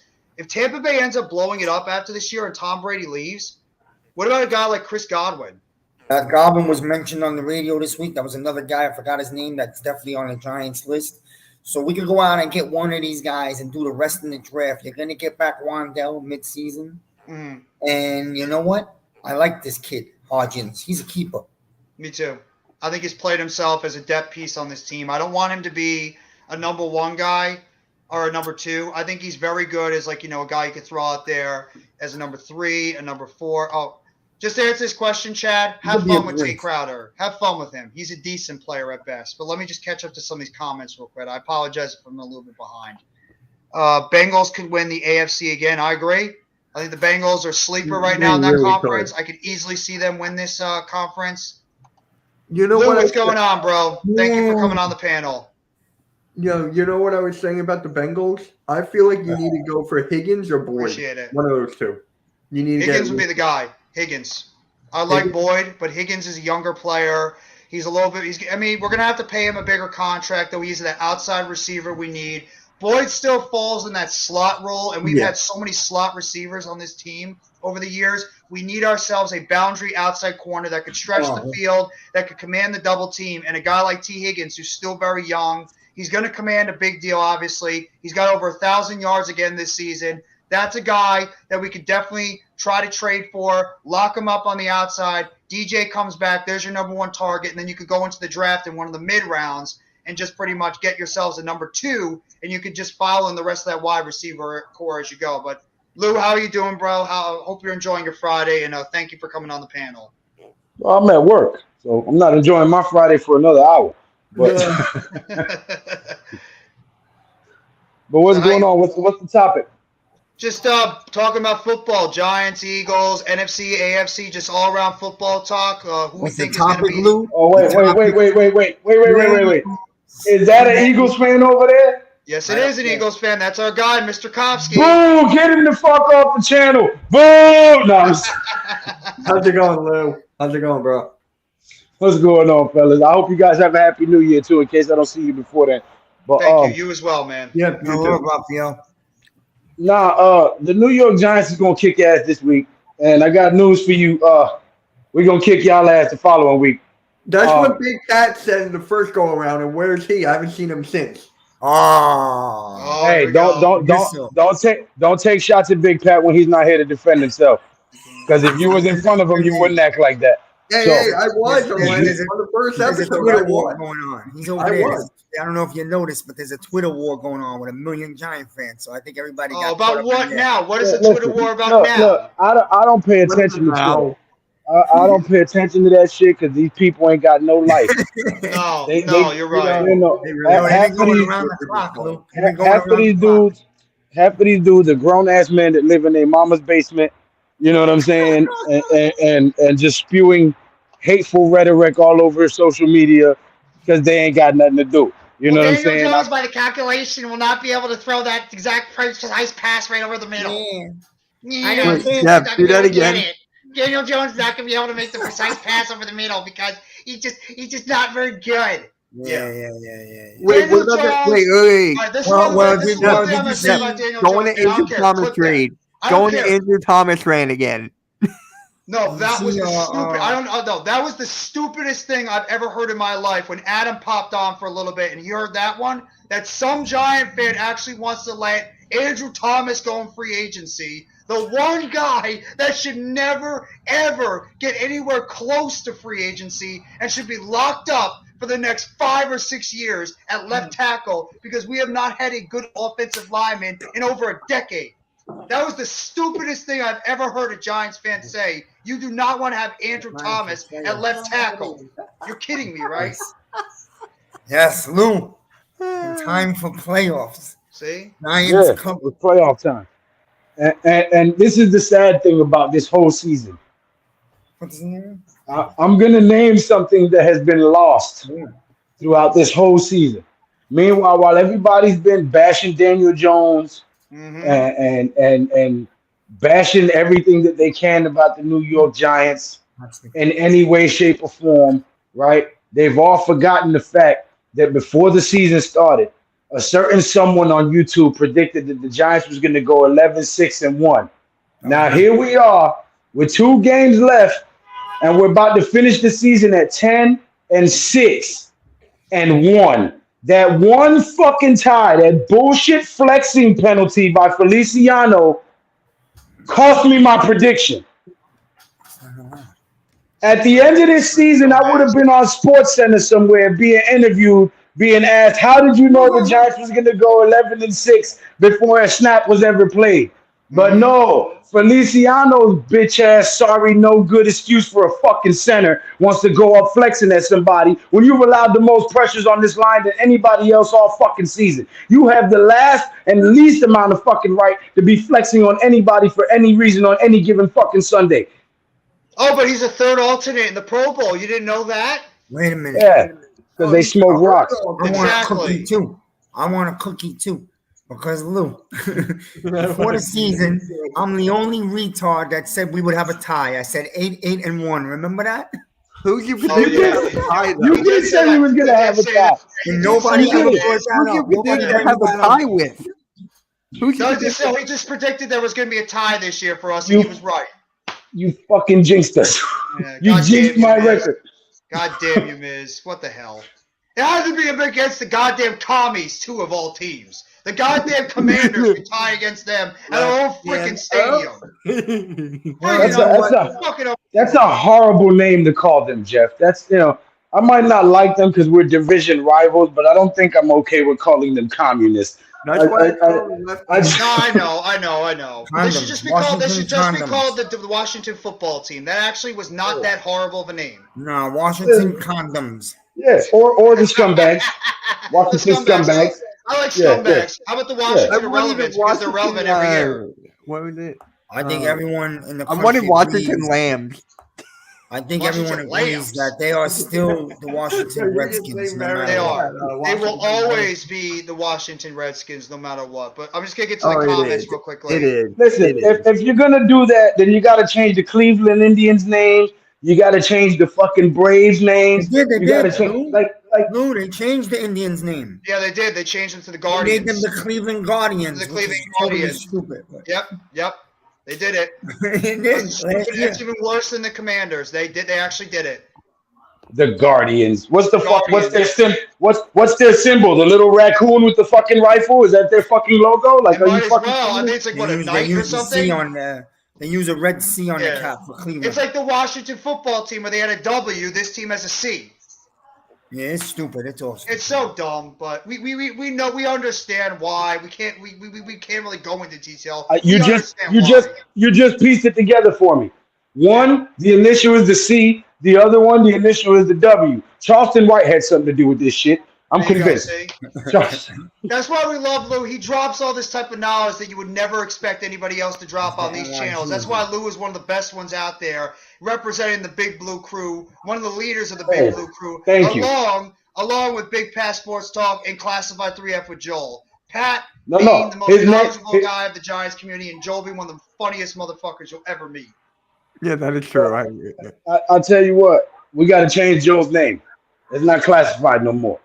It's demonetized 3F with Joe. Oh, yeah, Because yeah. every show he's gonna say some shit that's gonna get you a strike or a copyright strike or something on your damn show. So what? True. Is he It's like true. AK then? Is he like AK? Like the Yo, thing? what's You up, know, Alex? yeah, Yo, get Alex in here. I know Alex is going to the Let game me, Sunday with his brother. I gotta catch up to the chat real quick. Like, You want me to do You the gotta chat? get Alex in here. As you do it. What's going As the on, boss, Rob? I can do the chat.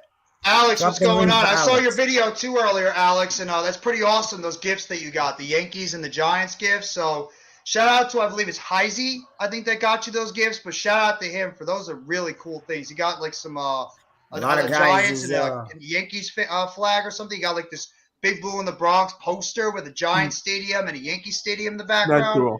Some really, really cool stuff. So shout out to Alex and the Big Blue in the Bronx and the whole entire group over there. Hey, Shout out to them for the work that they do. A real lot of these quick. guys going to the game Sunday. I know a lot of people on YouTube is going to Brown's the game gonna Sunday. break So Mike's Quicks I know Alex record. is He going with needs his over crew. 100 yards. Oh Hey, yeah, I got- AJ Brown's gonna break that. I gotta go in this office real quick, so I'm gonna have to hop off. But I'm gonna try to come back on at 5 o'clock when I punch out. Appreciate that, Lou. Thank you. All right, Thank you very fellas. much, man. Enjoy the rest of your workday, man. There's nothing to enjoy about work. What kind of shit is that? Well, you know, Damn you, you, gotta Jeff. say it. You gotta say the polite. You gotta say the polite thing. You gotta say it could be somewhat enjoyable. You're No, enjoying you it know right I'm now. not, I'm not the politically correct person. I'm the type of person that fuck this job. You know what I'm saying? You know, Yeah. you're not wrong about that. That's true. Yeah. All right, y'all. Take it easy, Lou. And by the way, Rob, 4:30, right? I got the Eagles talk thing with him at 4:30. AJ Brown is going to break Mike Quick's record. He needs over 100 yards. Yeah, he's the great. JJ Brown's going to break that easily. Richie James is good. Let's not give up on Richie. I'm sick and tired of the freaking drops with him. I'm so tired of the drops with Richie James. I could do without him. Trade for Hollywood Brown? No. I don't want Hollywood Brown. He's another receiver that gets hurt way too much. We have enough of those guys. We don't need another injury-prone wide receiver. Chris Godwin, if he's going to be available, he's a slot guy, though, so I worried about getting another slot receiver, but he is good. And coming off his second year since the ACL injury, why the hell not? Injuries with Chris Godwin, yeah, he has been banged up a lot in his career. That is true. trade for Godwin, and I'm jumping out the window. Well, don't do that. We don't need to hear about that. We don't need to hear about that on the news, Almighty. Almighty. The Knicks are on a 5-game losing streak. Well, they're frauds. No offense, they're frauds. They showed it right now. The Knicks are frauds. A fraud basketball team. Mitch, do you watch basketball or no? Yeah, well, I used to watch it a lot more growing up, but because the Knicks have been shit for so long, I kind of like tapped out. Gotcha. Yeah, if you're a Knicks fan, how the hell could you not tap out? Hard after all. In the 90s, I never missed a Knicks game, man. I had the Knicks coat, the Knicks Jansport, and that team was fun to watch. But now, I bet. I mean, it's been so long. I know they're trying to build it, but how you win 8 in a row? Only the Knicks can win 8 in a row. I could have told you they would go lose 8 in a row. Watch. That's what they do. It's that damn owner. I think the Knicks were never going to be in position to succeed as long as that goddamn owner is under control in that organization. He sucks as an owner. Yeah, because players don't want to come here because of him. So exactly. Who's worse? Who's the worst as an owner? The Commanders owner or the New York Knicks? I'd probably say Snyder right now. Snyder. Probably. Snyder. I have to go with Snyder. The thing about the Knicks owner is he also owns the Rangers, and they do well. So it doesn't make sense. Right. Yeah. I don't really think I don't think a lot of it is him. He's done some things wrong to some players like Oakley. I was there the night when he had Oakley thrown out. I was working at the Garden as a security officer. That was an embarrassing night because a lot of the security adores Oakley. We grew up with him in the 90s, so nobody wanted to do it. But you're in a tough place, man, because if you don't, your boss is firing you. So thank God I was in the upper deck, far away. But that was a bad night. That's a joke. That's a joke with that whole situation when they sent out a legend in Knicks history out of the arena the way he did. I mean, just like I don't want to go. We all know what happened, but that's an absolute joke. That owner has been has been a thorn in the Knicks side for so many years. He reminds me so much of what the Wilpons did to my organization for so many years with the Mets. And thank God we got those two out of this organization, and we got a guy that's willing to go out there and wants to win.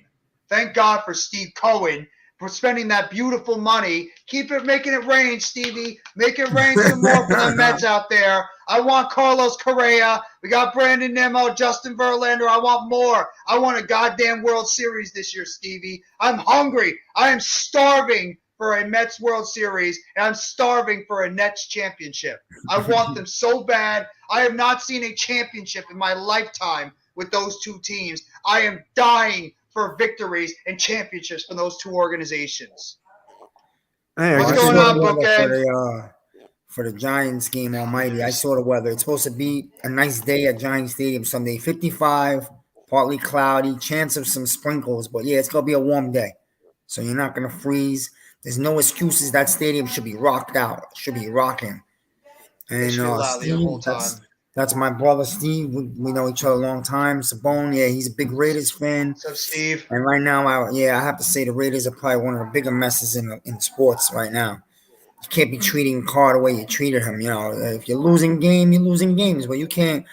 I mean, the guy pretty much walked away, and now Devontae Adams wants out of there. So Dolan, Dan is worse. I mean, I can't blame Knicks fans for hating James Dolan. The guy is just pretty much an absolute disaster. Mark Davis, owner of the that's actually not bad because Mark Davis taking over for his father, he is sucked as an owner too. He just went for the money. Yeah. He went for the money grab to take his team out of Oakland and send them to Las Vegas because he wanted to be in the glitz and the glamour, be in Sin City, be like, I got my football team down there in Sin City. Look how well it's going for us right now. They're the biggest joke right now in the NFL, not named the Denver Broncos. And what the hell happened to Russell Wilson? My God, Russell Wilson has been an absolute goddamn mess. And remember Giants fans wanted to trade for him? Remember Giants fans wanted Russell Wilson all offseason? Everybody wanted Russell Wilson. We need to bring in Russell Wilson. He's so great. Get him into the football team. How good has he looked this year? Yeah, you guys have his wide receivers on the Twitter trying to go out there and defend how bad he's been. And we know the coach sucks. And we know that coach was so bad he couldn't even make it out his first season. Is broken, man. They are in deep shit. They're paying this guy $250 million. They have no money. They gave up their draft picks for him. There you go. Seattle's gonna have the second pick in the draft, thanks to Denver. Oh, that's right. What he did to Spike Lee as well. I forgot about what he did to Spike Lee. Thank you for bringing that up. No Yeah. Mets, no Nets, no Jets. And there you go. Our guys, Big Blue in the Bronx and Unpopular Opinion Sports are going to be linking up over there at MetLife Stadium this Sunday, and they're going to be enjoying the party. So, I mean, shout out to those guys, part of the Big Blue crew. Make sure you guys go check out their channels as well.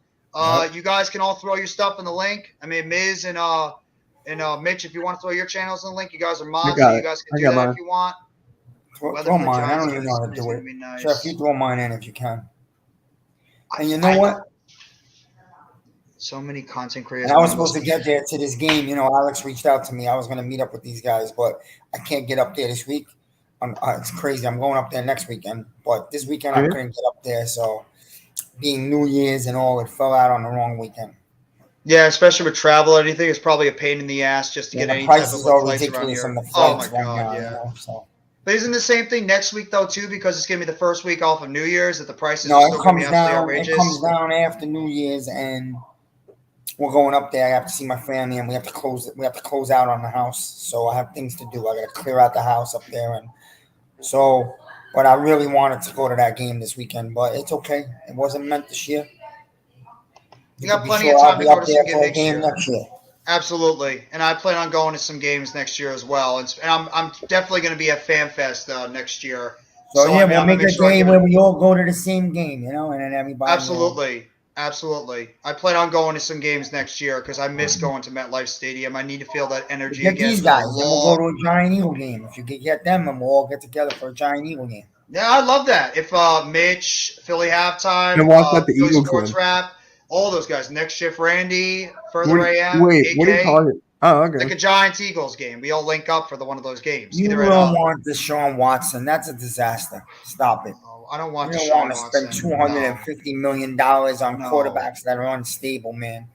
I don't care how athletic he was before. I mean, how many games has he played the last 2 years? I mean, it's ridiculous already. And he hasn't even played that good this year. I know the Browns aren't a great football team, but he hasn't even really been that good. No, he only played you got to give him time to get back into quarterback. You know, he hasn't played at all. So this is like a preseason for him right now, to be honest. But no, you're right. Look at the money they paid this guy. How many games has he played the last year? He's missed 2.5 years of football. Yeah, he's pretty much missed as much time as Michael Thomas has missed for the Saints.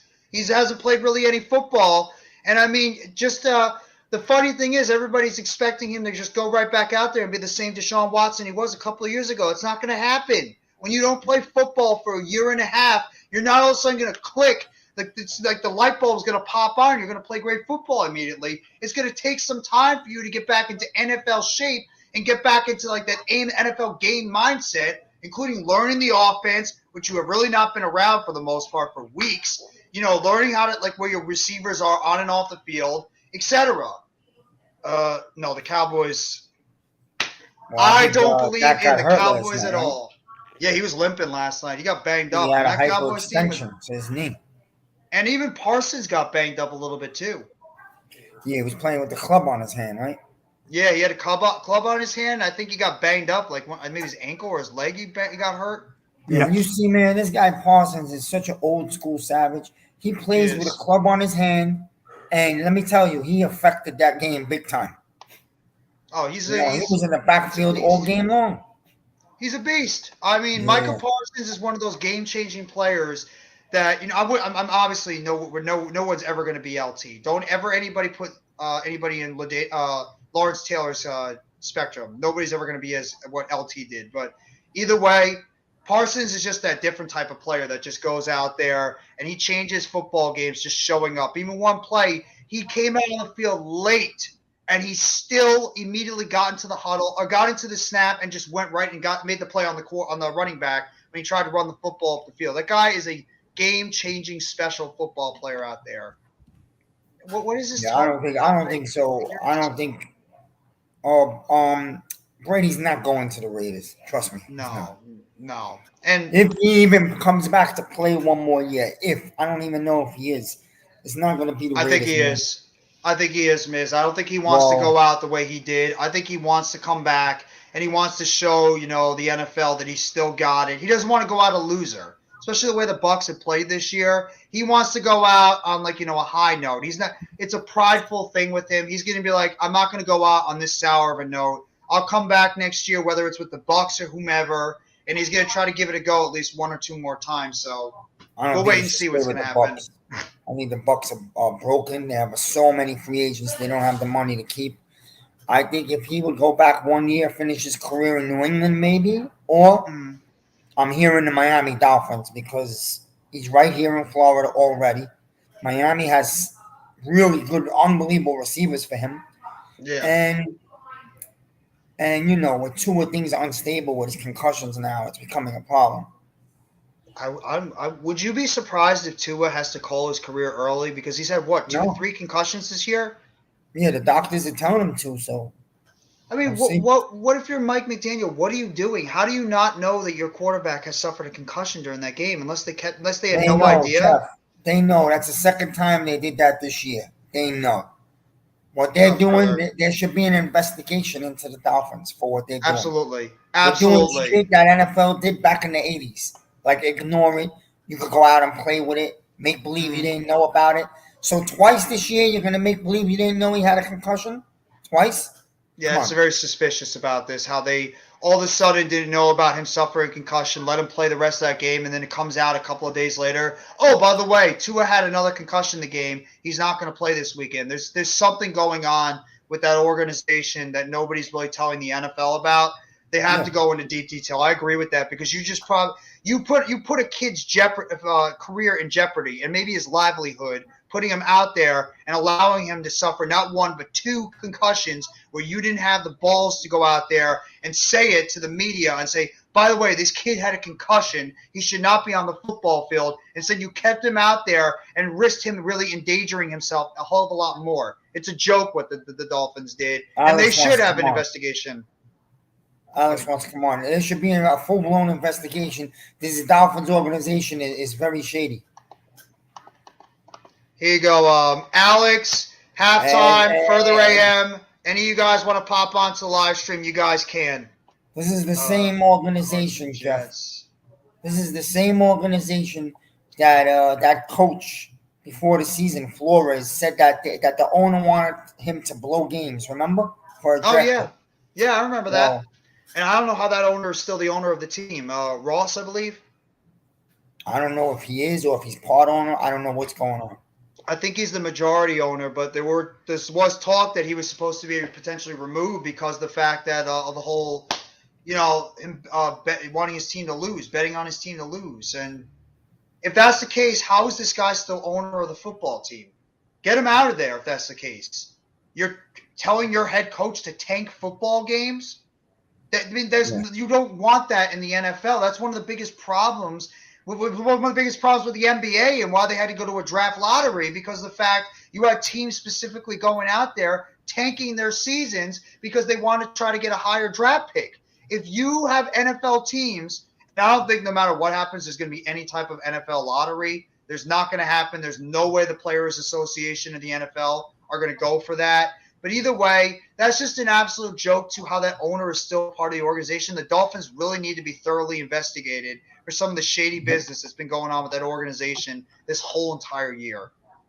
Right. But I'm going to get to some of these comments. Carr might go to the Jets. I've heard that rumor going out there a lot. That has been a very, very big rumor going out there with Zach Wilson pretty much looking like not the guy. And if Mike White is not the answer, there's been a lot of rumors about Derek Carr potentially going to the Jets. I could see it.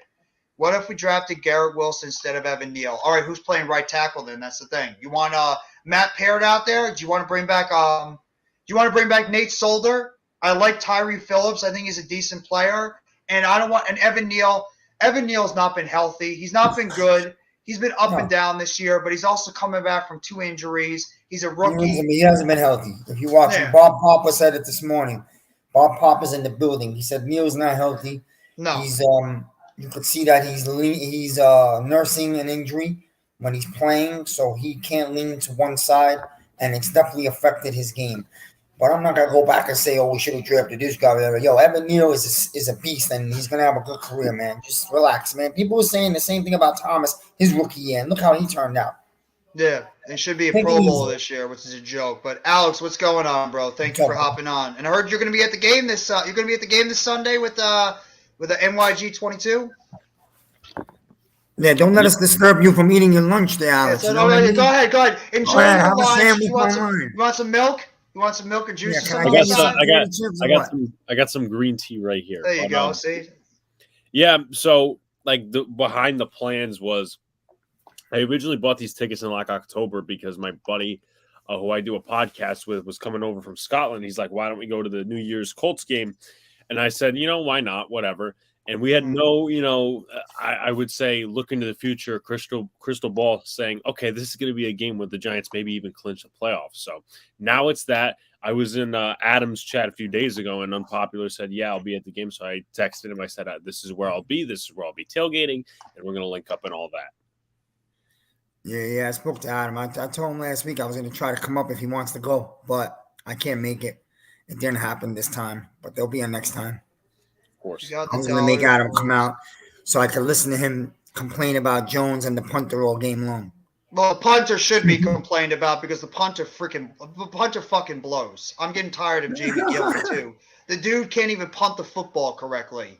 Seriously, he can't even hold a goddamn football in his hands correctly. And special teams, I don't know how you guys feel, but special teams is starting to piss me off too. Because besides Graham Gano, who the hell else on that special teams unit has really been getting the job done on a consistent basis? We have no return game. I don't care who you throw out there. Our long snapper. Long snapper is maybe the only other guy we trust. Who's our returner? We have nobody in the return game. Our coverage has not been good, and Jamie Gillen can't fucking punt the ball. It's a joke now how He's bad had our a couple of team's bombs. He had a bomb last week. One of those punts where he bombed it all the way down the field.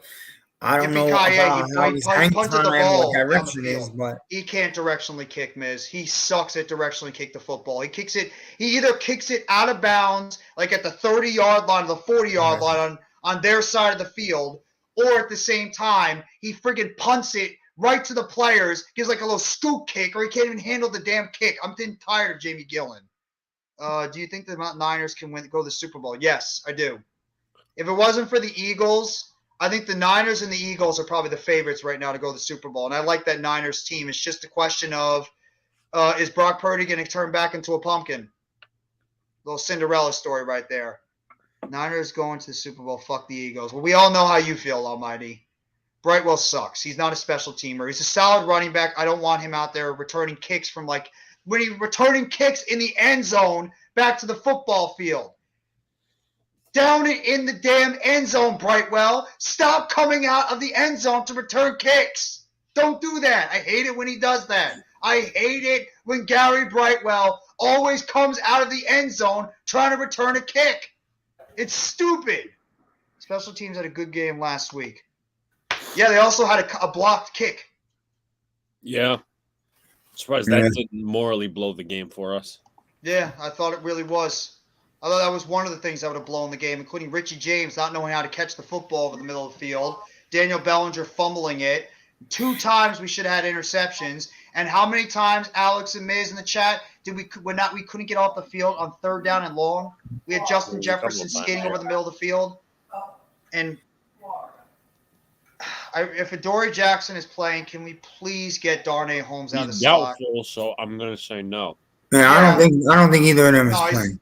No, McKinney's not playing. I think McKinney's not going to play until the playoffs. Because they feel they can win this game without them. They're not going to risk them for the playoffs, Oh, yeah. No, I mean, if you think the special teams was fine last week, that's fine. I mean, I thought they were pedestrian. If you're talking about Graham Gano, then absolutely. Graham Gano was great. Graham Gano's been great. Anytime that guy's on the football field, it's just confidence. What, you eat a bacon, egg, and cheese and roll? No, it's actually a bakery pizza, by the way. It's actually really good. Where's a bakery pizza? Yeah. Well, I mean, it's not like a regular pizza, but it's something like this. I can't. I gotta stay out of the Twitter spaces because this whole Jones thing has gotten too far now. Twitter Spaces should. When Elon Musk removed Twitter Spaces for like 5 hours, he should have just gone through with it and not caved. Yeah, that was great. So he I could have told the you what chance to Twitter get rid of it Spaces- permanently, and he decided not Twitter to. itself is a cesspool of negativity. I put That's that why I out don't go on there. Twitter anymore. That's why you never see me on Twitter anymore, because I just can't deal with the stupidity. It's just too much. I was like, all I keep looking at is the stupidity with the Giants So fans. And I'm negative, like, bro. it's They so don't give bad. Jones any credit for anything at all. Nothing at all. I go on there. I said we got the 30th ranked O line and the worst ranked wide receiver core in the league. It doesn't matter, Miz, because Jones can't elevate them. You can't elevate garbage, brother. No, Okay. he actually does elevate them. He elevated them last week. Because Richie James, I mean, he's doing his job because of Daniel Jones. Isaiah Hodgins, I mean, he's doing his job because Daniel he's Jones emerged. Yeah. So, can't say that, he I didn't know. elevate talent or whatever. Because But yeah, you know what I mean. We don't have. I understand. They have one of the worst receiving cores in the league. They don't get yak. They're not that talented. They are busting their ass and working hard because you have to do that when you're not talented, which is fine. Jones is going to jog off the field Sunday, taking a bag of peanuts to the playoffs, and these people still can't wait to get rid of him. They don't get it in their brain. He's not going anywhere. Get it in your head. It's a narrative, Miz. A lot of people just don't like Daniel Jones. It's just I've come to grips that I'm not going to argue anymore. Do you root for the team? Well, he's the QB of the team, so root for him. They don't care. What's up, They don't care. Bro. Raphael, how you doing, bro? Very good. No, they don't care, Miz, because of the fact that they just they don't like Daniel Jones, and no matter how much we all try to convince them otherwise, exactly, they just don't care about Daniel Jones, and they don't believe him as a quarterback, even what he's done this year. They have an agenda, Jeff. They have an agenda. It's beyond sports. I don't want to go there on the channel. Definitely. You're right, no mess, Jess. He has been. I mean, come on. If he had AJ Brown and Devontae Smith out there, do you think he's gonna be putting up monster numbers out there? Even you have people on ESPN. I was just listening to Joe Beningo on WFAN. He's a Jets fan who's just praising Daniel Jones. And you know what he said? He said Daniel Jones should be an MVP candidate. Joe Consideration. Beningo is a Jet He fan. should get MVP consideration. MVP consideration. Joe Beningo said that. said it. Carton said it this morning. I don't think it was going to happen. Carton and Evan. Carton, who hates the they're gonna be Giants, said it this morning. He said that Daniel Jones should get MVP consideration because what is the true meaning of an MVP? Someone who's the most valuable player to his team, most valuable. And without Jones, he said the Giants would win a 2 or 3 win team. I would actually argue, Miz, I think we've had co-MVPs. I think Jones and Barkley have been the co-MVPs. I always said that. Wasn't for both of them, we would not be in the position they are. It's both 26 and 8. Why we're in the position we're in, how well they played. Yeah, no, I'm not going to share the agenda. I have spoken to people about it, even guys like Lou and Pat. And you know what? I'll just leave it at that. Basically, there's an agenda out there. I don't care what people say. I'm not going to say it. But you know what? If you're smart enough, you can figure it out. It goes hand in hand with the politics in this country and all the race bullshit that's been going on. And I'll leave it there. Because these guys want Jones out. All they ever want is Haskins, Malik. Now it's Richardson. Let me ask you something. People wanted Malik so badly over Jones. How come Malik was skipped by a total bum last night on that team? You got a point. Joshua Dobbs played over him. And Miz, he only played in he was only 2 days, I believe, in that organization, and they threw him out there over Malik Willis. That's just Galladay, I don't even want to talk about him. I don't even want to mention this dude's name. I don't even want to mention his name because it gets every Giants fan frustrated. I don't want to talk about him. He sucks. This is the Sunday that Galladay gets his first touchdown. Don't do it. No. No. I won't mention that name. No. Jones can play. If the Giants let him walk, he will be starting somewhere else next year. He's a good quarterback. There's going to be a few teams. I also have seen some people say that Galladay was sabotaged by the coaching staff. Yeah. He sabotaged himself. That's what happened, Kenny Galladay. He's not good. Okay. Don't worry about it. No mess, no nest, no jets. It's a Twitter thing. You just say that. It's not a big deal. It's the fabric of everything that goes on around Twitter. But Raphael, how you Uh-huh. feeling, bro? Are you enjoying your Friday so far? And why don't you talk about the disgrace known as your Las Vegas Raiders? I'm sorry to put it lightly.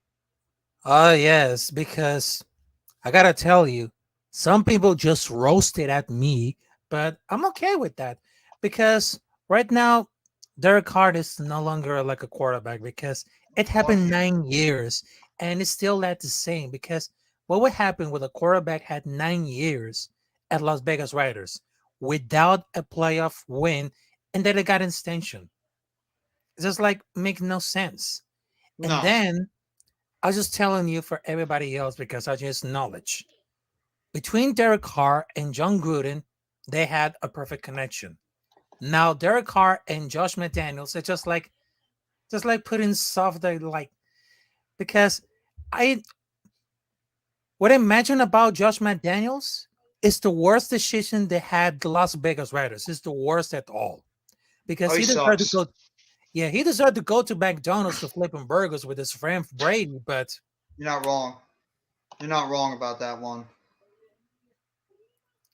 I definitely think the coaching staff and DJ has had a beef with KG. Giants fans influenced that awful signing though. Well, it was just that, and because of the fact that Gettleman was desperate. We all know why the Giants went out there and did what they did. They got desperate. They knew that they had to bring in some wide receiver talent because it was Jones last year as part of the team. I Gettleman must was trying to real save his quickly, ass. real Go ahead. quickly, just a Giants fun fact: DRC will be at the game on Sunday. There you go. Dominic Rogers-Cromartie, the former New York Giant cornerback. Last time we made the playoffs, DRC was there repping it with us in the slot. So glad you threw that out there, Alex. That's a one guy. And Landon Collins and Sterling Shepard play on the same team as him, so that's going to help out too. The fact that Collins was on that defense the last time we made the playoffs. So it's kind of like a way it comes all full circle that LC is now potentially going to be part of the Giants playoff team that's going to make it back on a second go around. I was hyped when we got Galladay. I was too, I admit it. I wanted Galladay. I was even a little bit hyped when we got Tony. And obviously we all know how Miz feels about Kadarius Toney. But we all know why they did it. They got desperate. We wanted Devontae Smith. We all know what happened. The Eagles ran up and got him.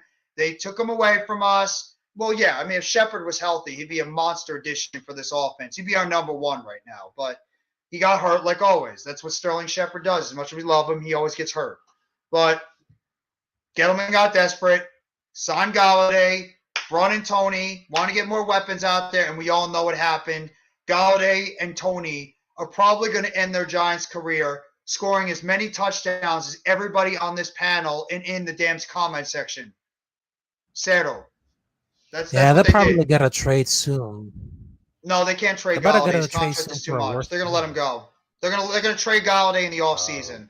They're going to either cut him during the post June 1st deadline, or they're going to try to trade him and see if they can get any type of deal for him. I'll take anything for Kenny Galladay at this point. Get him the fuck off this team. Enough with him too. He can go. I would scrap this whole entire wide receiver core right now. Period. I get rid of everybody. Everybody. I mean, if OBJ's at the game, that's cool. That's fine. I don't mind if OBJ comes, as part of the game as well. But I would scrap the whole wide receiver core after this season, no matter whatever happens. Oh, I yeah. get rid of Shepard. As much as I love him, he can go. I get rid of Slayton. I get rid of anybody. I pretty much scrap it all and get some actual, real talented wide receivers on this football team. Wandale and Hodgins are the only guys you're probably keeping. You don't think they're going to keep Richie James at all, though? Potentially, may keep him as a They backup. might. I mean, if you can upgrade, you can upgrade. I mean, as long as he doesn't come into like a wide receiver 2-3 role, I think they're going to make sure to draft top heavy wide receivers. I think I could see them going out there this year. I could see them actually trying to trade for an upper echelon wide receiver that maybe is disgruntled. Maybe you can make him your number one. Either he's going to make money or he's a younger guy that could make some money. And then they're going to draft another receiver in the draft. And they want an established guy. Well, also as well, you look at the wide receiver market in terms of free agents. There's a lot of 2s and 3s. McCole Hardman, Zay Jones, all those different guys. Those are 2-3 guys. So I could very much see a McCole Hardman to the Giants kind of thing. Yeah, he could come in as like maybe a number 2, unless you wanted to. I mean, he's like a slot hybrid player. You could throw him anywhere on the football field, but he's like a Wan'Dale Robinson pretty much. Got the same similar type of size, a little bit more speed though. But I mean, he's underperformed this year. He's really been the third or fourth receiver on that team behind, Marcus Valdez-Scantling and Juju. So I mean, sure, I guess if you want to bring him in, but we're not all going to get ecstatic for Macaulay Hardman. He's be a nice piece. No, I don't want to get rid of Wan'Dale Robinson, but he's going to be on the PUP list or injured reserve when we start the season. So he's going to be out at the beginning of the season. I don't want DeMarcus Robinson. I don't want him. Me neither. No. He's done nothing in Baltimore. He's like a spot player in Kansas City. I don't want him. DJ Moore would be somebody I'd be interested in, but he's also got a big contract. Interesting, but he's a big contract though. And the problem is, and this is what Giants fans have to realize, the Giants have a lot of big decisions to make this offseason. Who knows how much cap space we're actually going to have? And plus, how much is Daniel Jones and Saquon Barkley going to command in the market, whether you franchise them or decide to give them a long-term deal? Jones, the way he's playing, he's going to look at some of these other quarterback contracts that are out there, and he's going to try to look for maybe 25, 30, maybe even 35 million. Because there's going to be a team out there that might want to negotiate to try to bring in a Daniel Jones. Hell, Alex, your twin brother's team, Luca's team, might actually be interested in Daniel Jones. You don't think Daniel Jones and the Jets would actually be a nice fit with those playmakers on that team? You imagine Daniel Jones in that offense with Garrett Wilson, Elijah Moore, Corey Davis, Breece Hall coming back, those tight ends, the offensive line when they're healthy. That Jets team would be scary because I think Daniel Jones would actually be a good fit on that team. Carolina, if they want to be interested in him, maybe the Raiders. There are teams out there that might pay money for a Daniel Jones. So it really just depends on the market. And he'd probably be the top quarterback in demand if the Giants somehow don't try to negotiate a deal with him. And they either want to franchise him or they decide, he's maybe asking for too much because we all think he's going to want to come back on a hometown discount. But we don't know what the market is going to tell us as we go into the offseason. Same thing with Barkley. There's a lot of good running backs going into this offseason, a lot of them, that are going to be commanding top dollar, and they're going to look at Ezekiel Elliott and some of those top-tier running backs and the contracts that they're going to be looking for. So you want to franchise Barkley, that's fine. I'm cool with it, but it's going to be a lot of decisions for this team to make, and I'm open for anything and everything for whatever the Giants do this offseason. Yeah, 2 other names to keep an eye on in that wide receiver market is Mac Hollins and DJ Chark. I like Chark. If Chark is healthy, that would be a guy I have no issues bringing in. I think he's been a decent addition over there in Detroit. I would like DJ Chark. And, I mean, Mac Hollins, he's taken advantage of some reps over there and with the Raiders, with Renfro being Mac banged up. Hollins will be interesting, but I got a lot of good performance, but he doesn't improve that too much. He's a good player. He's not great. Yeah, he's good. I mean, he's good. He'd be another one. He'd be another Isaiah Hodgins, pretty much. Like a backup player we'd be bringing in. I'm not going to, do jumping jacks for Mac Hollins. He's a depth guy. He should be great in that offense. You couldn't stop his legs. No. And plus, they have a whole bunch of I don't want Jarvis Landry. He's over the hill. I don't want any more slot receivers. No more slot receivers in free agency. We've always been drafting and bringing in slot receivers. Golden Tate, Wan'Dale Robinson, Kadarius Toney, Sterling Shepard. We need outside targets. We need guys on the outside that could threaten the defense. Every single time they step on the football field, we need those guys that put fear into the opposing defense. That's why I look at the other teams in the NFC East, and it just makes me sad sometimes when you see Devontae Smith and A.J. Brown, how good that tandem has become over there in Philly. You see what Washington has got over there on their side, and you also see what Dallas has. I want legitimate outside wide receivers that anytime they step on that football field, defensive coordinators are going to have to scheme up to try to take them out of the football game, and that's where you have Saquon Barkley and Daniel Jones take advantage in the running game. Trade for Hollywood Brown. I want him on the team. Why? I want to know right now, why do you want Hollywood Brown? Why do you want Hollywood Brown? If you're going to trade for an Arizona wide receiver, we all know the name, and it's not Hollywood. No. Hollywood Brown to me is overrated. I think he's a decent. He's a Darius Slayton to me. He's a better Darius Slayton, a deep threat that has better hands, but even he drops some passes. I don't want him. He could stay in Arizona for all I care. We know the guy we would want, and even I'm a little bit worried about even trading for him because he is now on the other side of 30. But maybe it's just we got burned by the whole Galladay situation that I'm a little weary about trading for a wide receiver over 30, but. That guy would instantly make our wide receiver core that much more formidable if we bring him back to the team. But I mean, who really knows? We have to wait and see what's going to happen with the Giants in the offseason. If you had to, I don't care if he's 25.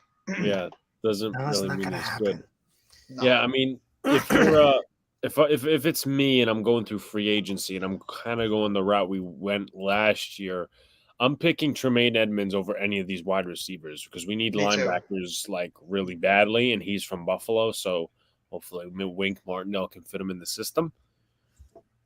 He'd be the perfect guy for this defense that we need in the middle overall, and we can't count on Darian Beavers coming back and being the answer. He's a 6th-round pick coming off a torn ACL. You can't expect a rookie 6th-round pick who has never played a game in the NFL regular season to expect to come back in and be the answer. You need an established guy, and Tremaine Edmonds is the perfect guy to throw into the middle of that defense. Tremaine Edmonds over there in Buffalo, almighty. Yeah, He's one of the better linebackers in the league, middle linebackers. Yeah, and then there's some other like linebacker 2 names. I mean, I know we have McFadden and all, but Azeez Al-Share from the 49ers, Kaiser White from the Eagles.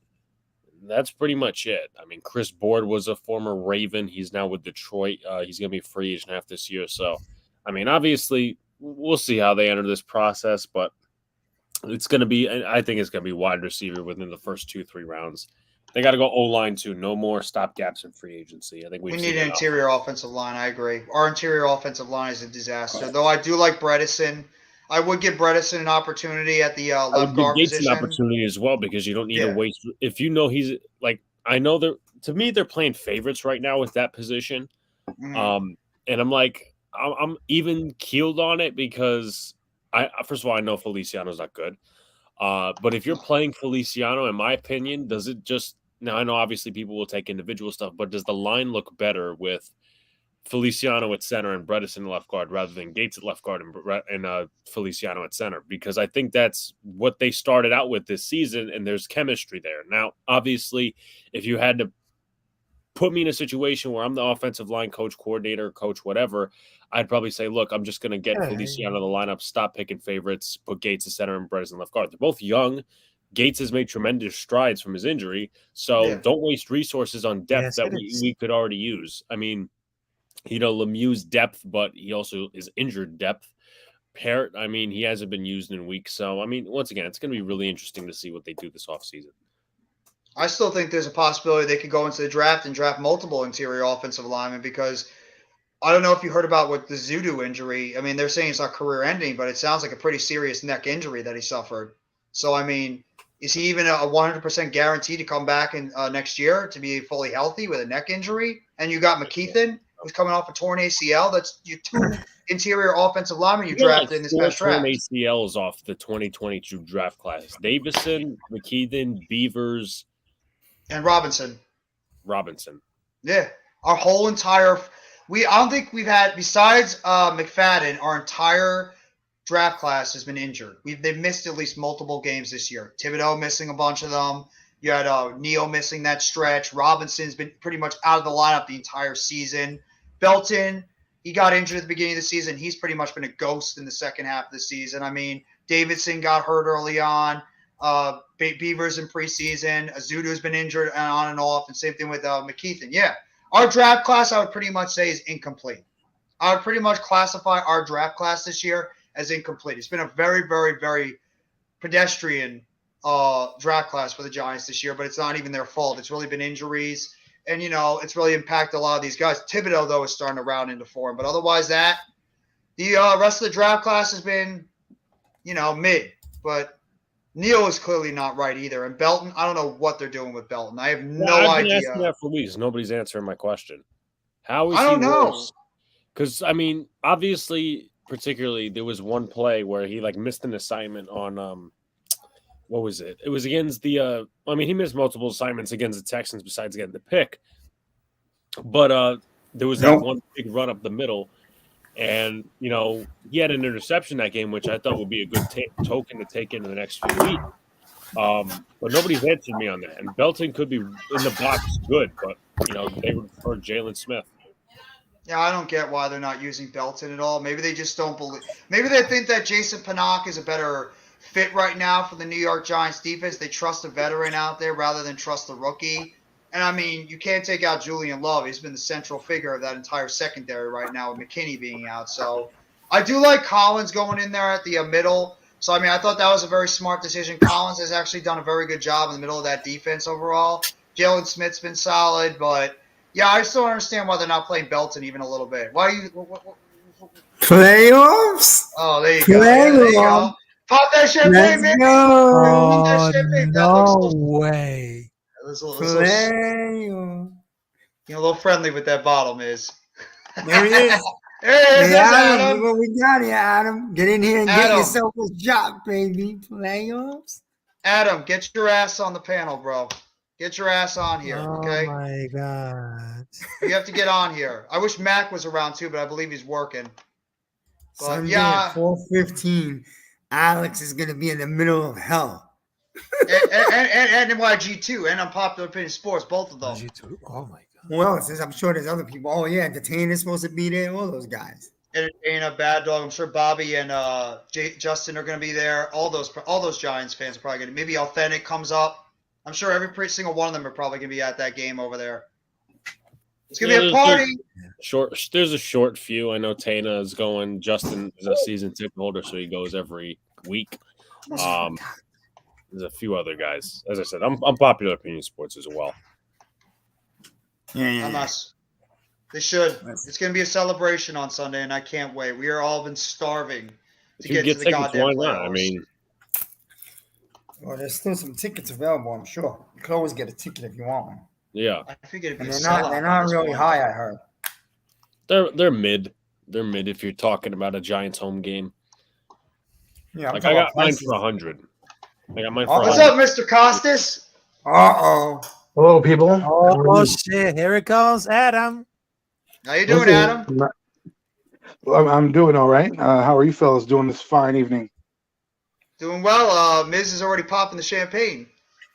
Listen, pop your champagne, man. These guys Capri Sun over there too. If you don't, I mean, if the Giants don't beat the Colts on Sunday, we don't deserve to be in the playoffs. Plain and simple. That's true. That's That's true. a fact. That is a fact. I mean, we better not lose. so I'm not saying to overlook them, but have your bubbly ready because this team needs to come out and play hard. I mean, the Colts are who they are. They're going to be tough because defensively, but offensively, I don't know if they'll put it together, but you got to be wary of what they're going to do because Foles is competent. He has a better arm, a younger arm than Ryan. So if they do hold up somehow, some way against the Giants blitz, they may get some points. So don't sleep on them. But he's right to have the champagne. We're going to the playoffs, people. It's been a long time coming. So long time, bro. Even though you think it's only been 6 years, it feels like 16. Well, you know why? It's because the 2016 one you had playoff Eli, man. That's why I was so excited because when we were in that game, he was wheeling and dealing. I was like, yo, if the defense gets their shit together, we go into the dance. But of course, Dominic Rodgers-Cromartie goes out. They put in some backup guy, Cody something Sensible. Yes. Cody Sensible. And Aaron Rodgers just went to town on that guy. That's all. He completed most of his passes once Dominic Rodgers went out. So I was like, man, 2016 is an anomaly because of everything that went on in that game. And our wide receivers couldn't catch shit that game. I don't think we had JPP either. No, he was out. He got hurt early in the season with that. I think it was a leg injury or something. But we were still dominant. You know what I mean? Like we still had that dominant defense. Olivier Vernon was really doing really well. Jenkins had, I think, his best season. You had Snacks Harrison going off. But then you had Odell Beckham Jr., I don't know if I don't want to blame the boat trip because I've seen guys go out. It's how you publicize it. If you didn't put the picture up, nobody would have cared. You would have came out look like fools because you had your shirt off. But once you take that photo and you put it on social media, that did you in. And I think that kind of got into their head a little bit. And I don't know what was going on because to me, Eli, I was telling you, man, I was watching that game. I'm like, yo, we're going to go to the dance. We are going to go to the dance because I'm telling you, He was on point. Eli wasn't doing that great that year. He didn't have a great season. He had a solid season, good year, but nothing like we normally had. But when he got to that playoff game, it was another animal. He was making Will Tye look like a superstar out there, man. Mm-hmm. Will Tye. Yeah, My Giants God. should have been up in that game 17-3. They had Speaking- what? 4 or 5 drops in that game too? Yeah. Most of them in the end zone. But I was telling Jeff earlier, Miz and Adam, DRC is actually going to be at the game on Sunday. Oh yeah, I heard that. I heard his Twitter. That's cool. I like DRC, man. He always got the bad rap because he was very good for us, but he played on some shitty teams, man. And I wish we had him right now. It's opposite side of Dory Jackson. We would be really cooking right now. But Yeah. He's over there, and he'd probably be better right now than Darnay Holmes in the slot, who gets toasted on every single play. if I'm the Giants, I would let Jackson rest. Because yes, it's a win in your in game, but you need to be able to be like, yo, we can beat this team without you. You know what I'm saying? I understand if it's like the 49ers or something like that, and you were like, yo, we have to beat this team to get in, a team that's like, same record, maybe fighting for seeding or whatever, and you need to get this to get in, then I would have been like, you know what, O'Dory, maybe you should, get in here. But because we're playing the Colts, rest his ass. Yeah, well, I think he's doubtful for the game, so he's not going to play. They're pretty much resting him and McKinney. I wouldn't even be surprised they don't play next week too.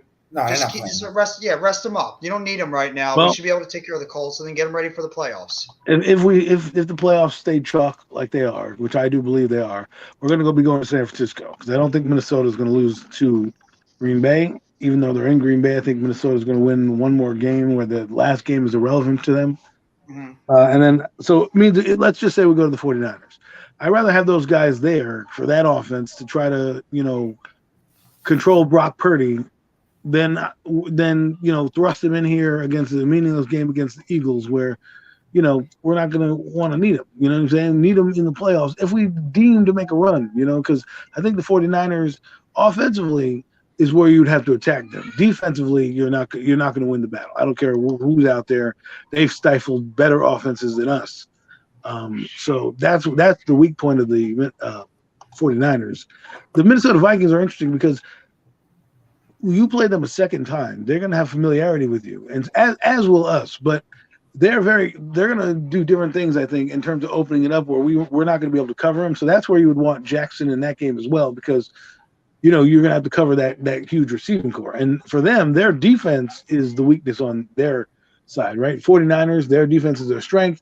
Minnesota, their defense is the weakness. Worst pass defense in the NFL. Yeah. And so for me, that's the game I would want to have these guys cooking because Minnesota, they're a Jekyll and Hyde kind of ball club. They're kind of interesting where you're like, I don't believe in them, but they're the Minnesota Vikings. History does repeat itself in the NFL. And, if they don't win in the divisional round, which would be against, at this point, the Commanders, I don't know if the Commanders are going to make it, but let's just say they do. If they can't beat the Commanders and go to the divisional round, their window is going to close quickly. You're not wrong. I think the Commanders are going to make the playoffs ultimately because I think Seattle's in the middle of a free fall. I believe the Jets are going to win this week, and Seattle's just going to fall out of it. And I think that Detroit, that loss last week was such a bad loss for them against Carolina. I think that's going to end up costing them a chance to make the playoffs. So I actually have every team in the NFC East getting to the playoffs. But if we do end up playing against San Francisco, even with Brock Purdy being an uncertain player at that quarterback position, the rest of that talent is so strong offensively and defensively. That's going to be a brutal matchup for us going into San Francisco against that team. That would be a difficult matchup for us, understandably. But I mean, Minnesota. If we end up meeting Minnesota in the playoffs in the first round, how could we not be confident? Because we played with that team the entire time in that game, and if it wasn't for self-inflicting wounds with penalties, drop passes, bad interceptions, bad fumbles, etc., we would have won that football game. So we could play in a game against Minnesota. That's not a problem. If we can match up with them, how can we not be confident we could end up pulling out that victory? And then, you never know when we play against our NFC East rivals. So, you never know. Yeah. Well, the last thing I'll say before I have to go, I just wanted to pop on and support Jeff.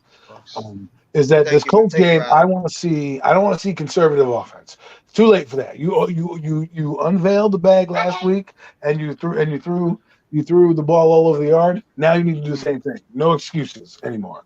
All right. The receivers may not be great, but they get open. You want me to believe the quarterback deserves more money? Then make sure that you give it to him on his right arm. Don't be afraid anymore. Now if you're up 20, 7-0, I'm not going to say keep throwing the ball. Give it to number 26. Make sure you pull guys out when you need to pull them out. But if it's a close game, don't be afraid. The offense, the offense can click. Show me that on a week-to-week basis, because the Colts have a good defense. Not a great defense, not something that's scary, but hey, they put up 36 points somehow by hook or by crook against Minnesota. So don't sleep on them. But hey, guys, it's Football Friday. Playoffs are right ahead of us. We got to take care of our business. We don't got to worry about nobody else. That's what you want as a Giant fan. You want to your destiny in your hands. A few years ago with Joe Judge, we had to wait for some other breaks to happen. This one, go out and seize the moment. Carpe diem. All right, get some playoff experience, because next year every game is going to be a playoff game going forward. Have a good night, guys. You too, and Happy New Year if I don't talk to you soon. Have a good one, Adam. Make sure you guys, if you haven't already, go sub up to Adam Costas, the heart and soul. Besides Miz, Adam and Miz, the heart and soul of the New York Giants fan base. When you ever want to get inspired and pumped up, always go to Miz's and Adam's channels. They'll get you fired up for the Giants every single time. And of course, don't forget to sub up to our guys down here below, Big Blue in the Bronx. All the great work he does all the time with him, his brother, and a couple of the other guys part of that group. Does great work with the Yankees, the Giants, the Knicks. No, the Knicks suck right now. Sorry.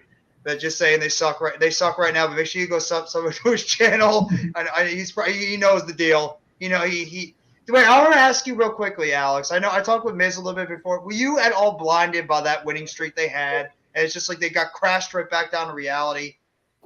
I mean, they were playing good basketball, but once the injuries started hitting in, and then the choke against the Mavericks the other night when Coach Ed was going off on an unpopular opinion sport. You were there. Well, when it was great. That was great. Yeah, Coach was that was funny as hell. But I mean, injuries, lack of scheming, all these different things. It wasn't sustainable. No, it wasn't. How long is Brunson and Barrett and these guys supposed to be out? Are they out short term or is it longer term injuries? Luca, you know the answer to that?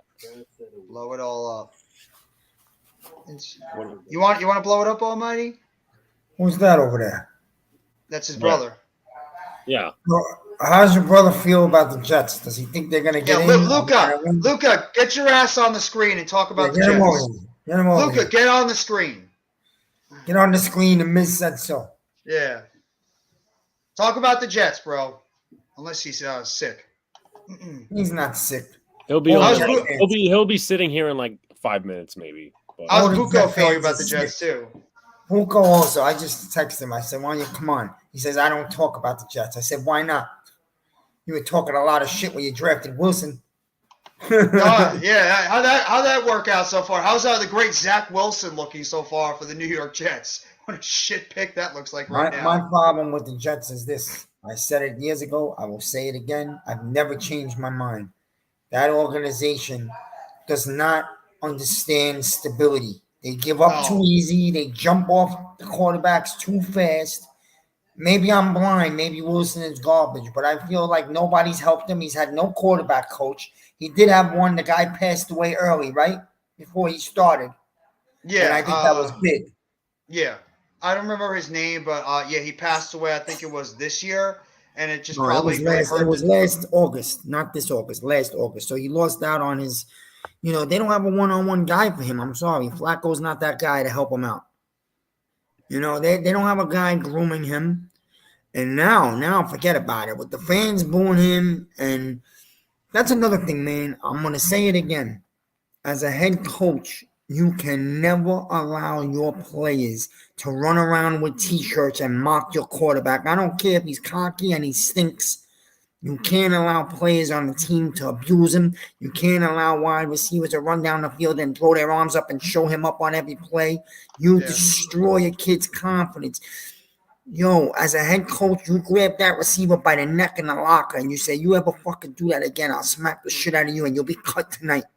You do not allow that to go on. I get it that they don't like him, but you can't have that going on. That's not professional. And I put that on Salah, man. I put that on Coach Salah. I agree with you. Salah's been too much of a player's coach. He's not really going out there. Yo, can you imagine one of these receivers doing that under Dabo? He would be gone within hours. Oh, Dabo would bench his ass immediately, or he'd be on the inactive list in no time. Doesn't matter how good he is. Look what he's done with Kenny Galladay. He bitched and complained in the offseason. He didn't play, and look what they did with Tony. They kicked his ass to the curb. Crowder wanted to be free. Well, he was free. And Rodarius Williams, too. He's another one. Has he played yet? And we could probably argue he might be better than Darnay Holmes at slot, but he's not playing because he shot his mouth off. First, bro, it's team fun. You cannot show up your quarterback. But listen, regardless if Wilson's the guy or not, you can't have, the inmates can't run the asylum. I'm sorry. It cannot happen. No, you're right. You're right, Miz. You can't I don't know if Wilson is the guy or not. I think he's a very young kid. He's 22. I think that he comes from a very sheltered place in Utah. He's never seen the big city. Clearly, nobody has coached him up how to deal with the media because he doesn't have a clue how to do that. No. And man, for your confidence to be broken as a quarterback, that's a problem. That's a big problem. So I don't know if he's going to be a Jet going forward. I don't believe White like is not. It sounds like the organization, at least what you hear, is that the organization is going to give up on him. Go separate ways, and I don't think White's your guy either. Come on, White's not a franchise quarterback. Let's be honest. Now, I think the Jets should go after Carr at this point. I think that would be a great get for the Jets. Yeah. Carr is a good veteran quarterback. He's very good, and he's a tough guy. He knows how to deal with New York City and the media. Mm-hmm. Yeah, I think that'd be an excellent pickup for him, and he's got that sort, not like Daniel Jones completely, but he's got that type of personality that would be able to fit in perfectly, with the New York media. I agree. And he's a good quarterback. I mean, is Derek Carr really – I know his statistics don't really show it this year, but, I mean, Carr has had nothing. Besides Devontae Adams, that whole team has been a goddamn mess. A lot of it has to do with the coaching, but at the same time, the offensive line is a disaster. Their coaching staff sucks. Their defense has not been good. Renfro's been hurt. I mean, Waller's been hurt. Jacobs has been tremendous, but he's sounding like he's going to walk this offseason. So the Raiders have been a joke, and I think Derek Carr, he's a good quarterback, but I think he's just outstayed his welcome over there and with the Raiders. And it's at the point when they benched him, it was over. You knew for a fact when Derek Carr got benched, his time with the Raiders was done. There's no coming back from that. No. That being said, I think the Jets will beat Seattle Sunday. I do too. And the thing is that they need to win 2. They need the Patriots to lose it. The problem is, I just have a feeling that it's going to run out on them in the last week because I just got a feeling like Miami's going to win that last game to get in. Is Miami clinched yet, or they're still fighting? No, they're still they're still alive. They got to win both, right? They got to win 2. I think they're ahead of the Jets, though, aren't they? By at least a game. They got to win 2, man. They got to win in New England this week. They got to go. Actually, I'm sorry. No, Miami doesn't have to win out. The Jets do. No, I know the Jets do, but I think Miami might have to as well. It depends. No, Miami's 8-7 right now. They're game ahead of the Jets. The Patriots win at least their 2 games, and the Jets win their last 2. Patriots are in because of the tiebreaker because they're both 7-8 right now. The Jets need to win both, and the Patriots have got to lose at least 1, and the Jets are in. Right. The Jets are in. And if Miami wins the last game versus the Jets, that would give Miami the tiebreaker. Yeah. If the Dolphins win their last 2, they're in. Or even if they win and the Patriots and the Jets lose, then Miami's in because they're a game ahead of both Miami and the Jets win. New England. If the Jets can win their game this week, which I think they can, I'll tell you what, man, they'll have a good chance next week because the game's down here, and I already know a ton of New Yorkers, Jet fans, that are going to that game. I was originally going to go, but we're going to be at a party in Fort Lauderdale the night before. But we're also going to be doing some stuff the day of the game. So yeah, I'll be in Florida for that game. Some stuff. You hear this? Oh, you do some stuff down here. there. Be a little careful. Some stuff. Okay. Some stuff in Fort Lauderdale. I've been down to Fort Lauderdale on spring break. There's a lot of stuff. Let's put it that way. Real quickly before I got to do something real quick. I'll still be on, of course. Yes, he was in the Knicks Lounge chat yesterday. Yeah, I'm curious to see how.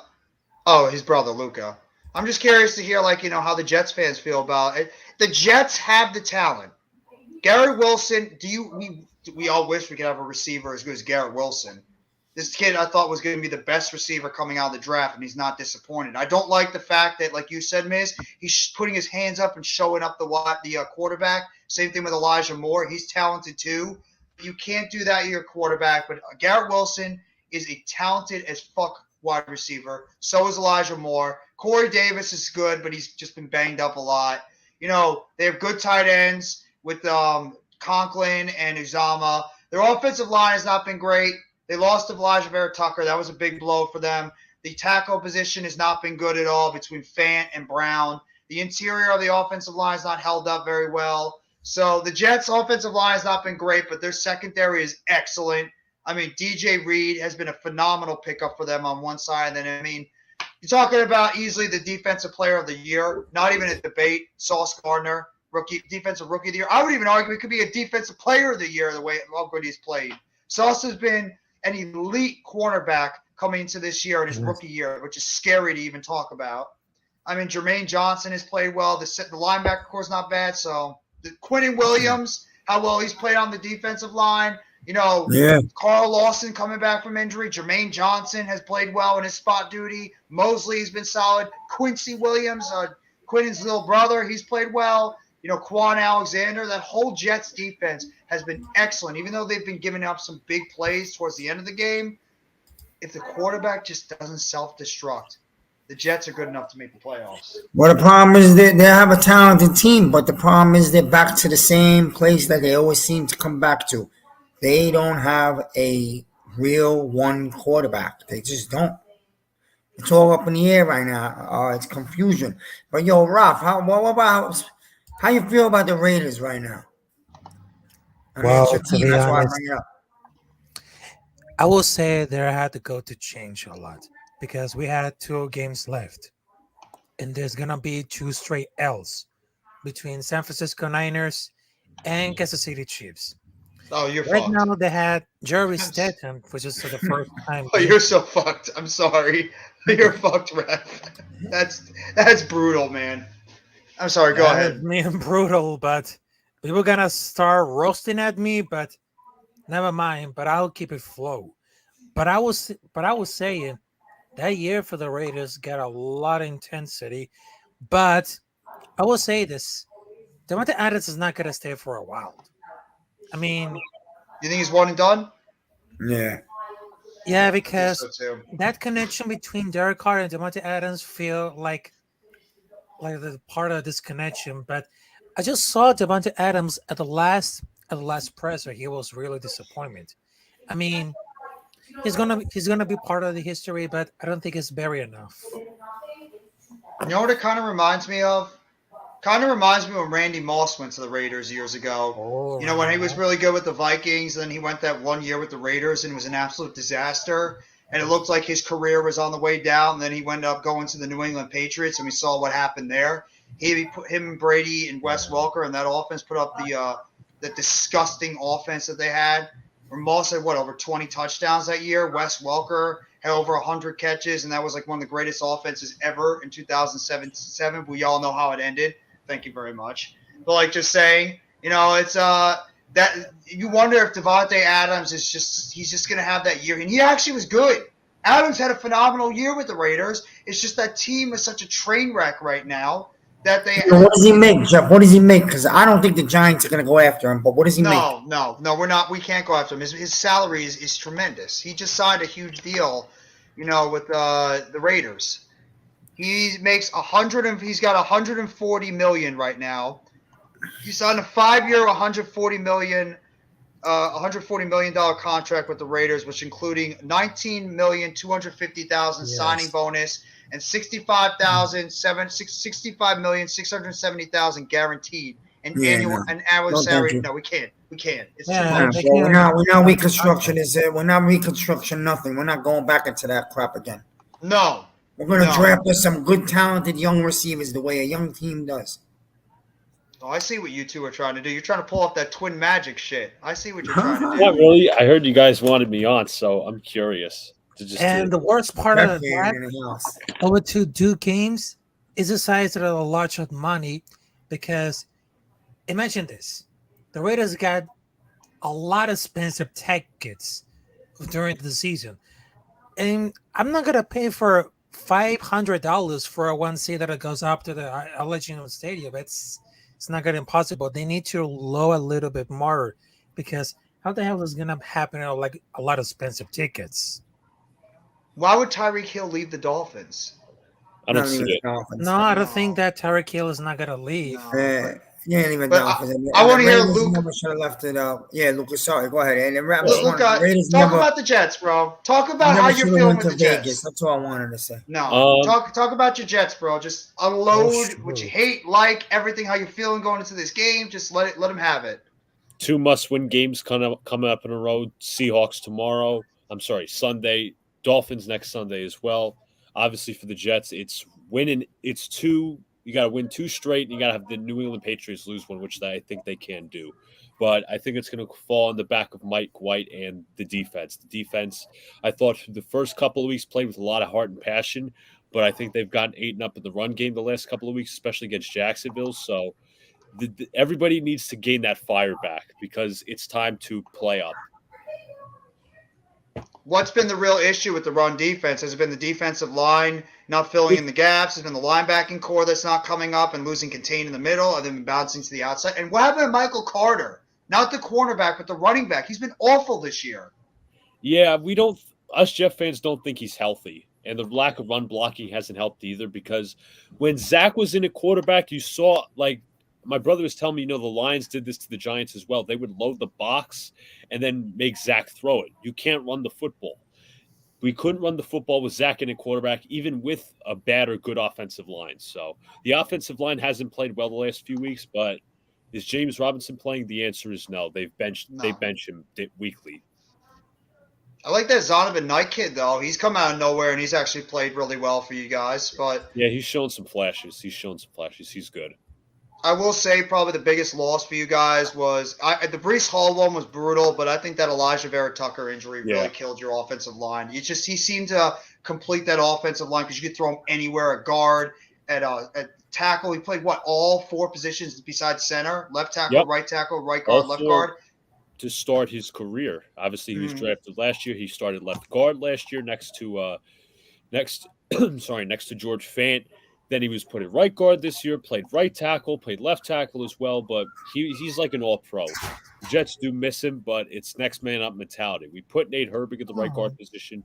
Good to start throughout the first couple of weeks, and then with the offensive line play, his production dipped. So what's the concept that you guys are going to be going into this game? Like, what do you guys need to do against the Seattle Seahawks to come out with a victory? The game plan on offense and defense. Offense, protect Mike White. Get the ball out quick. Mike White can spread it around. He usually spreads it to around like 9, 10 different receivers. He has a connection with pretty much everybody. Just don't get him hit or don't get him killed. Also run the football, which would help Mike White being protected in the pocket. I think when Mike White starts to throw the ball, the pass will set up the run. Defensively, contain DK Metcalf. Don't make Geno Smith mobile. Because throughout the past few weeks, the Jets have, Trevor Lawrence has been mobile. Jared Goff's been mobile. Josh Allen's been mobile. They kind of do struggle with running quarterbacks. Geno Smith can run a little, but the Jets need to keep an eye on him.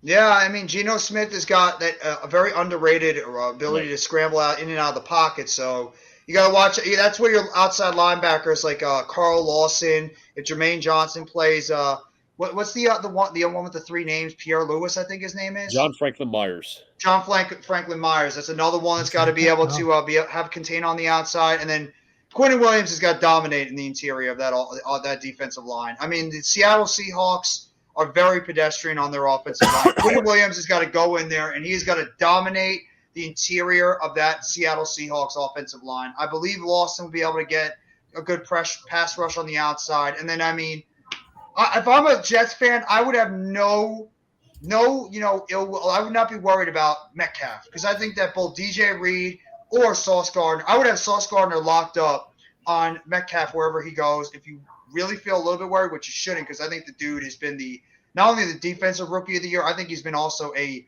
potential defensive player of the year with how well Sauce has played. He's been unbelievable, and I think DJ Reed has been a tremendous pickup for you guys in that secondary. But you just need to – I don't think I'd worry about the secondary. Like you said, it's the run defense that's got to be able to do their job, and even the tight ends over the middle. A guy like Noah Fant could be a mismatch for you guys over the middle, or even Kenneth Walker. I think Metcalf won't be the one that's going to impact you guys the most. And on offense, Garrett Wilson's show. I think Garrett Wilson has got to have that game.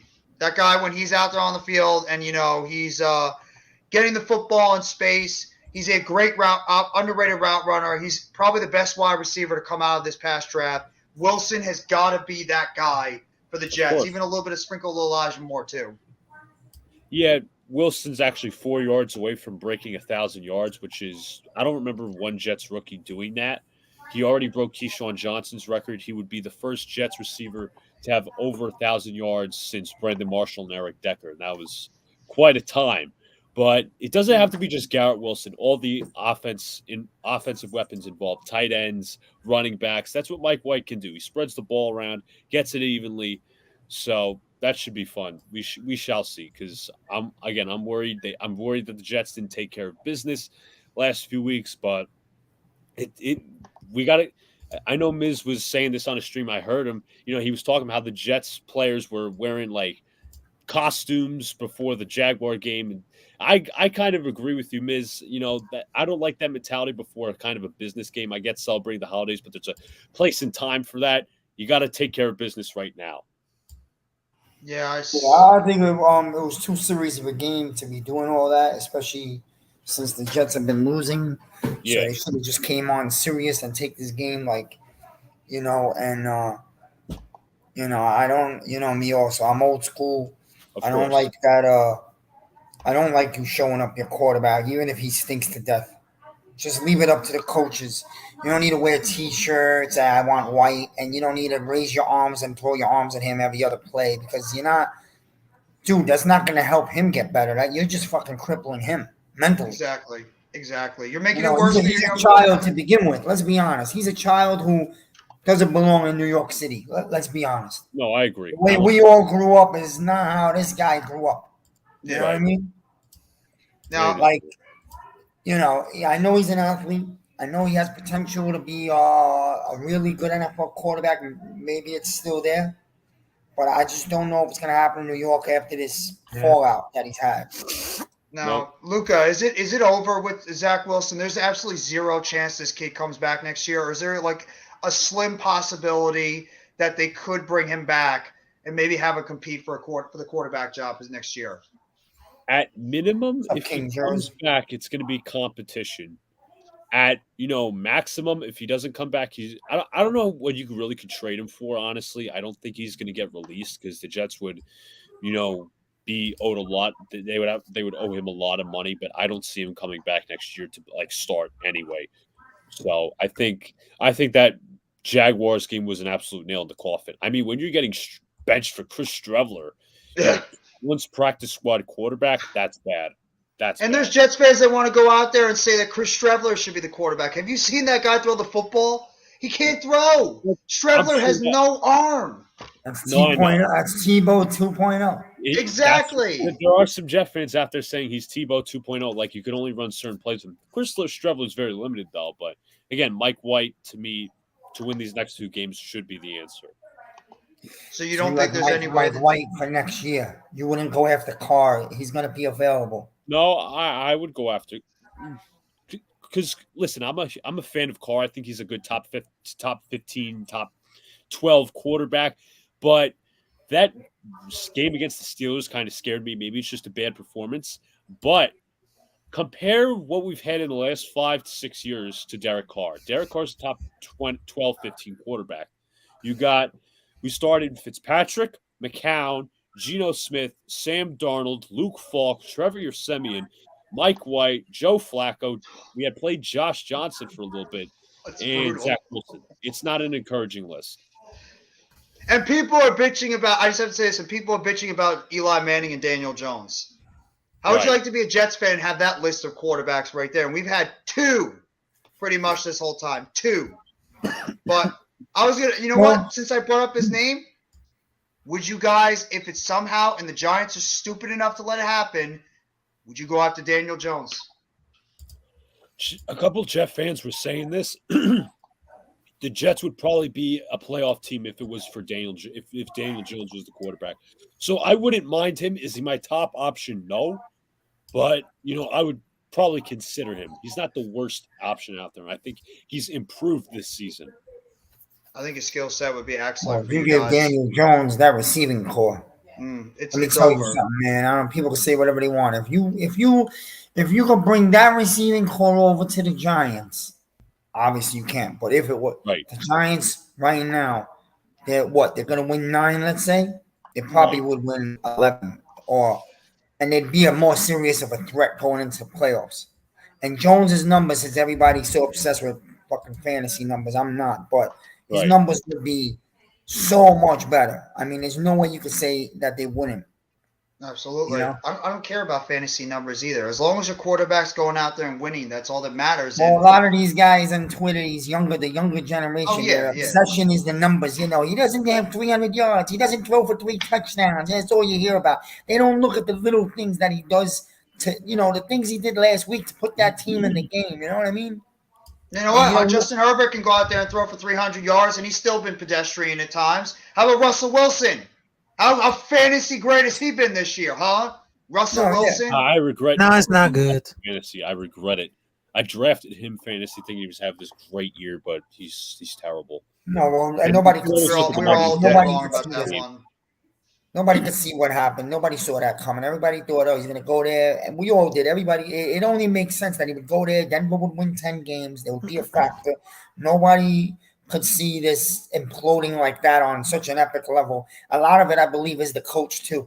Right. But- Hackett was terrible. Yeah, he's Adam Oh, Gase my was God. brutal. Yeah, he's so bad he couldn't even last through the entire season. Ever since that first game, and I First remember game. doing this when I did the stream with Mac, and we're just screaming our lungs off. Like, is this coach an idiot? You're not giving your quarterback that's a Hall of Famer and a Super Bowl champion the ball, and you kick a field goal from 62-plus yards not once, but twice, instead of giving the ball to your Hall of Fame quarterback? That's when I knew this coach was dead. They had, 2 timeouts, and they were on, the 50-yard line. They could have won, 1 or 2 plays on But- It fourth. was embarrassing, bro. And they had, He embar- 20-some seconds left. He embarrassed Wilson in front of his old stadium. He did. Right in Seattle. He embarrassed him. The man can't make a few plays. The man can't call his own last drive. I mean, he's been in the league forever. It's not a rookie. And that's when you Treating knew he him was like dead. he's a rookie.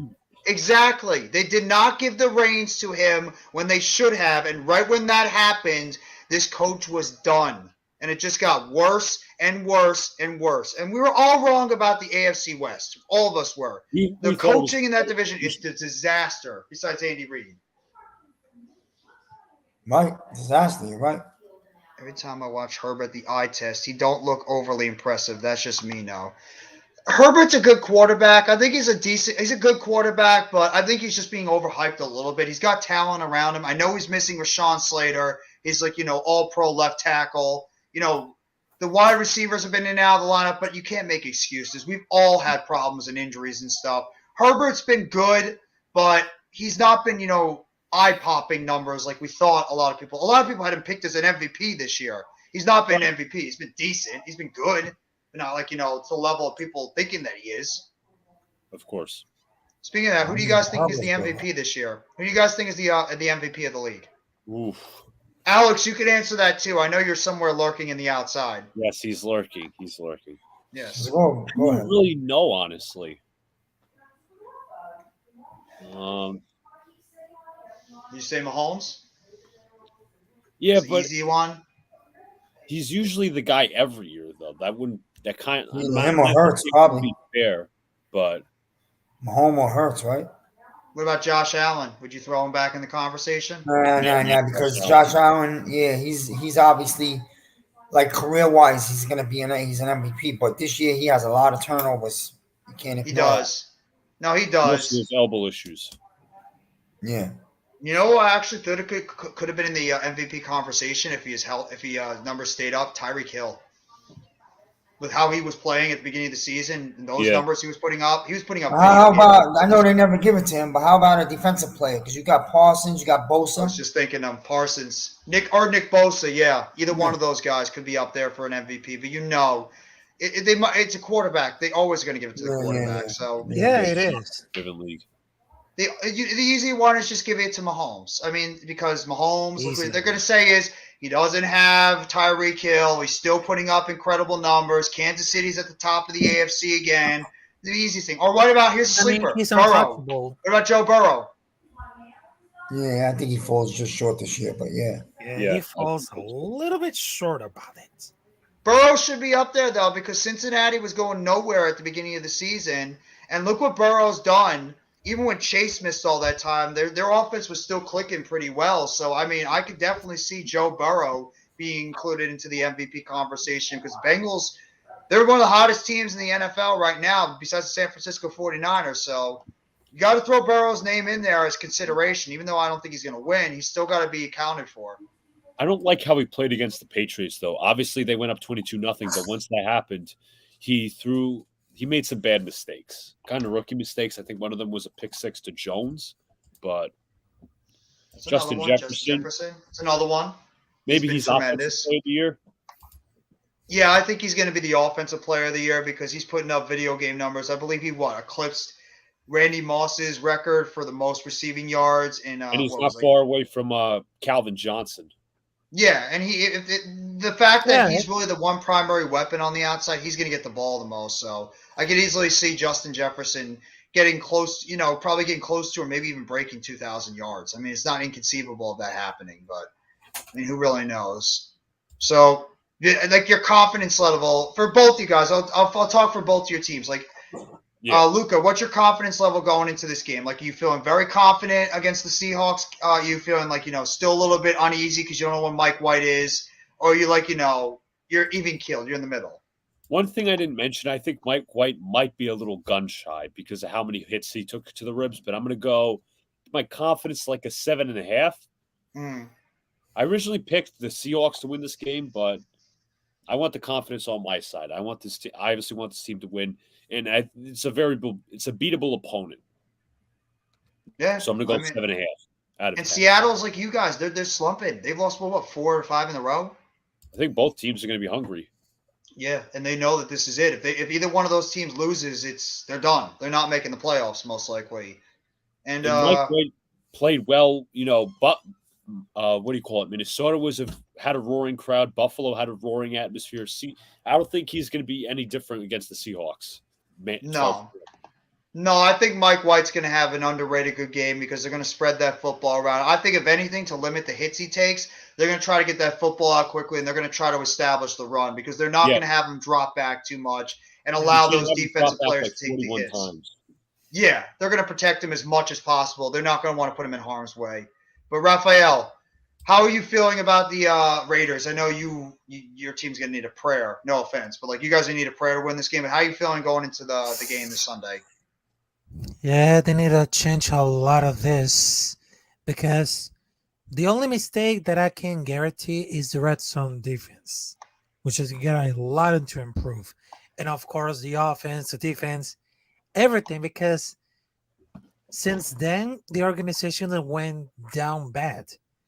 And I don't know what the heck is doing Mark Davis with a ball haircut, but I guarantee you there's going to be a lot of change. Don't hold back on how you feel about your owner. Go ahead. Let it all out. I mean, it's going to be like a fucking change for me. If I was the owner right here, I would put everything to change from starting for the quarterback to the offense.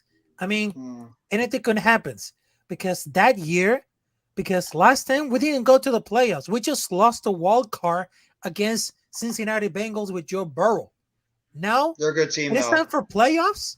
I don't think, because we're mathematically virtually eliminated. And we got 2 games, which is true straight L's because of the San Francisco 49ers, because they have Brock Purdy, which is very dangerous. And of course, Kansas City Chiefs, which had another L. So, and we have 4 games with a blowout. I mean, Josh Martinez could have handled anything. It's not a playbook. He sucks as a head coach. He really does. Yeah, and I'm it gonna say really this sucks. too. It really sucks. I'm gonna say this too, Luca. Yeah. Your owner sucks too. The Johnson brothers are absolute No, disasters I as don't owners. like them. I'll be honest, they've kept their head out of the football operations, but that doesn't mean I still like I like them. I dislike them. They just done a horrible They've done a horrible job with that ownership of that team. They don't have any stability. And Miz was talking about earlier. There's no stability with the New York Jets. I mean, this team is still every single year. There's no stability with the quarterback. There's no stability with the head coach. There's no stability with the general manager. The owner is going off to England sometimes to do whatever he's doing. There's just like rotating everything every single second. The Jets are still trying to find a franchise quarterback since Joe Namath. I mean, this is like Giants fans are bitching about Daniel Jones and Eli Manning and Phil Simms. Do you not think that you would want quarterbacks like that? At least have stability for at least the years we had? Our last good quarterback we really had, and he was here for a couple of years, was Chad Pennington. I liked Pennington a lot. I From think like he was tremendously underrated. 2007. That's like, what, 6, 7, 8 years? Yeah, and Like it's that. shame. He had that shoulder injury that really pretty much Screwed up finished his off arm. his career. Because he was a damn good – he was smart. He was very cerebral, smart quarterback for that Jets team. And I thought he would be that long-term answer. He was good. Always completed, always was the highest in completion percentage. I'm not trying to say he's Kirk Cousins, but still. He was a check-down quarterback. He didn't really throw the ball deep because he couldn't. He didn't have the arm strength. Yeah. But again, in regards to the stability of what you said, like, obviously the quarterback's still a problem. But I think, we have the right general manager, and I think we do have the right head coach. I do have my problems with the head coach, but you know what? For the most part, he's done a very good job this year. I can't complain. Again, we need. What about your coordinators? What about coordinators? The coordinators. What do you think about what Ulrich, I think, is the defensive coordinator, and then Mike LaFleur. In regards to both, I'm going to start with LaFleur. I do have my problems with him. I think he's good for the most part, but does he kind of have? Well, I'm not even going to talk about the whole Zach Wilson thing. He just, like his brother, he overthinks situations sometimes. Like, I was watching the Green Bay Dolphins game the other day, and it was like 4th and 2, midfield, Packers, Rodgers, play action. He's going to throw the ball deep. Like, sometimes LaFleur overthinks things on, like, short plays. Like, you're more confident that you're going to get a first down on 3rd and 10 rather than 3rd and 1 or 3rd and 2. And then he doesn't, like, sometimes he doesn't play call within the rhythm of the offense. Like, they'll get a big 14-yard gain from Garrett Wilson on a first on a reception, and then they'll run the football next. It's like, where's the rhythm? You're not establishing, a true game. You're just going back to whatever, and there's no rhythm. As for Ulbrich, Jets fans wanted his head last year, including me, but I think he's been impressive. Been better this year, but I didn't like, his play calling during the Jaguar game. I don't think they adjusted properly, because if you saw, a lot of screens were being run behind the line of scrimmage, and the Jets could not just, they couldn't cover it all. They just didn't adjust. Is he one of those defensive coordinators that he's a stickler? He's going to stick with his game plan and never adjust to anything? Because Mitch and I were just discussing about that earlier, and welcome back to the panel, Mitch. Yeah. We were talking about this earlier, that our defensive coordinators, they just stick with their guns. They don't ever change up anything. They don't make those in-game adjustments. That's the same thing with Ulrich, where no matter what happens, he's just going to stick with his game plan and live and die by the sword of his defense overall. He's not going to change anything up and adjust to what the offense and the other team is giving him. Wait, who again? I'm sorry, who? The Jets. Jeff Ulrich, the defensive coordinator. I I think you saw a lot of that last year with Ulbrich because, you could argue with the built-in excuse that the Jets did not have a lot of talent, which they didn't. But, to me, I know, a lot of Jet fans, say it's hard to blame the defense when the offense isn't doing anything, but you can nitpick. But I think the coaching staff has done overall a decent job with adjustments in the second half. But against the Jaguars, I wasn't overall impressed. To me, the players didn't show up. The coaches didn't make adjustments. That's on both sides of the ball. And I just don't understand why coaches don't. I know coaches are stubborn with their own ways. Right. They don't want to admit that their coaching, what they're doing on the field is not getting the job done. But if you're getting beaten over the middle, if say for the Giants, they send too much the pass rush and they're getting beaten on some of these passes over the middle and the flat to the running back or to the tight end, or for Raphael's team, you're getting beaten too much on the outside. Your quarterbacks are playing too much off. Same thing with Mitch's team. It's the defensive coordinators, for some reason, they just get stubborn in their own ways. They're afraid to make changes because they want to stick to their own philosophy of what they've thrown out there in their entire career, especially if they're successful, because it's like they know better and they don't realize that maybe you have to sometimes make the in-game adjustments to help out your defense if you're getting exposed in this certain area. And you just wonder why defensive coordinators and offensive coordinators, even head coaches, don't do that during the game. It's appreciative when you do that because it's okay to admit if something's beating you in the middle of a game. You go into halftime and you realize, oh, crap, we're getting beaten on these toss sweeps. We're getting beaten over the middle of the field. Why don't we make an adjustment? Some defensive coordinators are willing to do that. Some, they're hesitant. And a ton of times last week, we were beat by your former player, Evan Ingram. He was constantly beating us. Where was the adjustment there? A lot of his stuff was over the middle.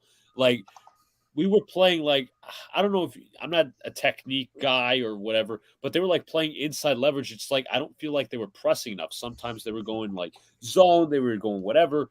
Ingram was just destroying us over the middle, and we really made no adjustment.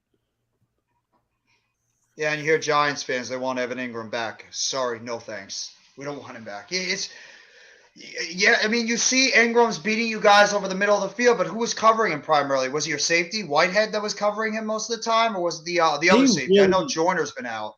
Yeah, they really shifted responsibilities. It was Whitehead for a time, then it was Mosley, then it was Quan Alexander, then it was Sauce Gardner.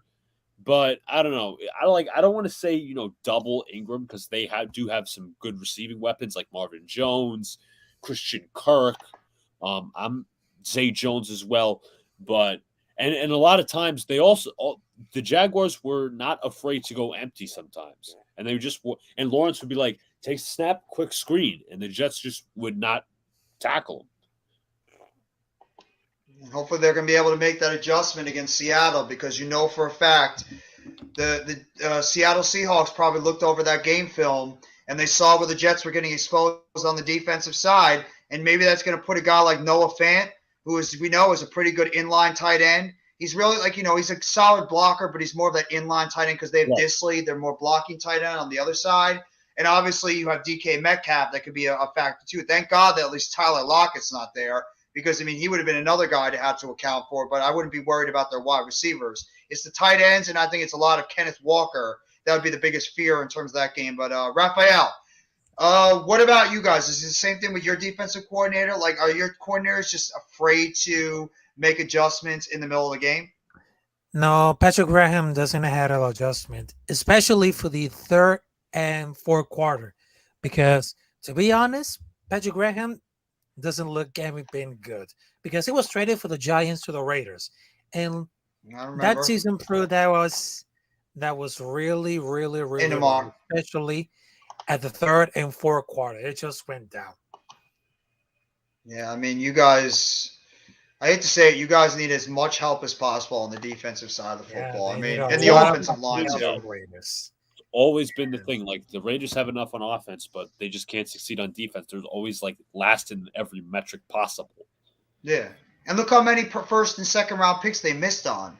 How many of those first and second round picks that Mike Mayock drafted before he was let go did he pick and are not even on the team. I think every single one of those first and second round picks that were on the Raiders for the past 4 or 5 years are not even on the team anymore. They're all gone. So that alone just tells you how ineffective and how terrible that Raiders team has come when it's drafting. If you can't draft well, you're not going to be a very successful organization. Look at the Eagles. Look at the Cowboys. Look at the Chiefs.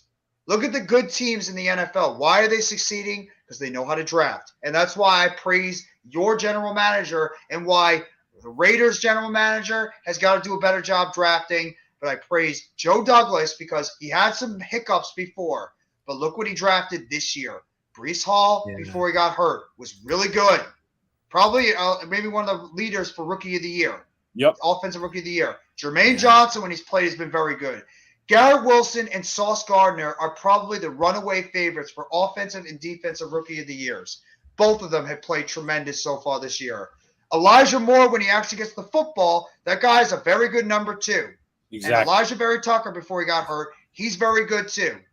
So, I mean, he's had some misses, including Zach Wilson, which right now looks like a miss. But otherwise the Jets this year have done a tremendous job drafting. And that's what I want to see from Joe Shane and this Giants team. Because right now you look at our draft, and while it looks decent on paper, besides Kayvon Thibodeau, it's really been up and down. Even Evan Neal's been up and down, but he's been hurt a lot of this season.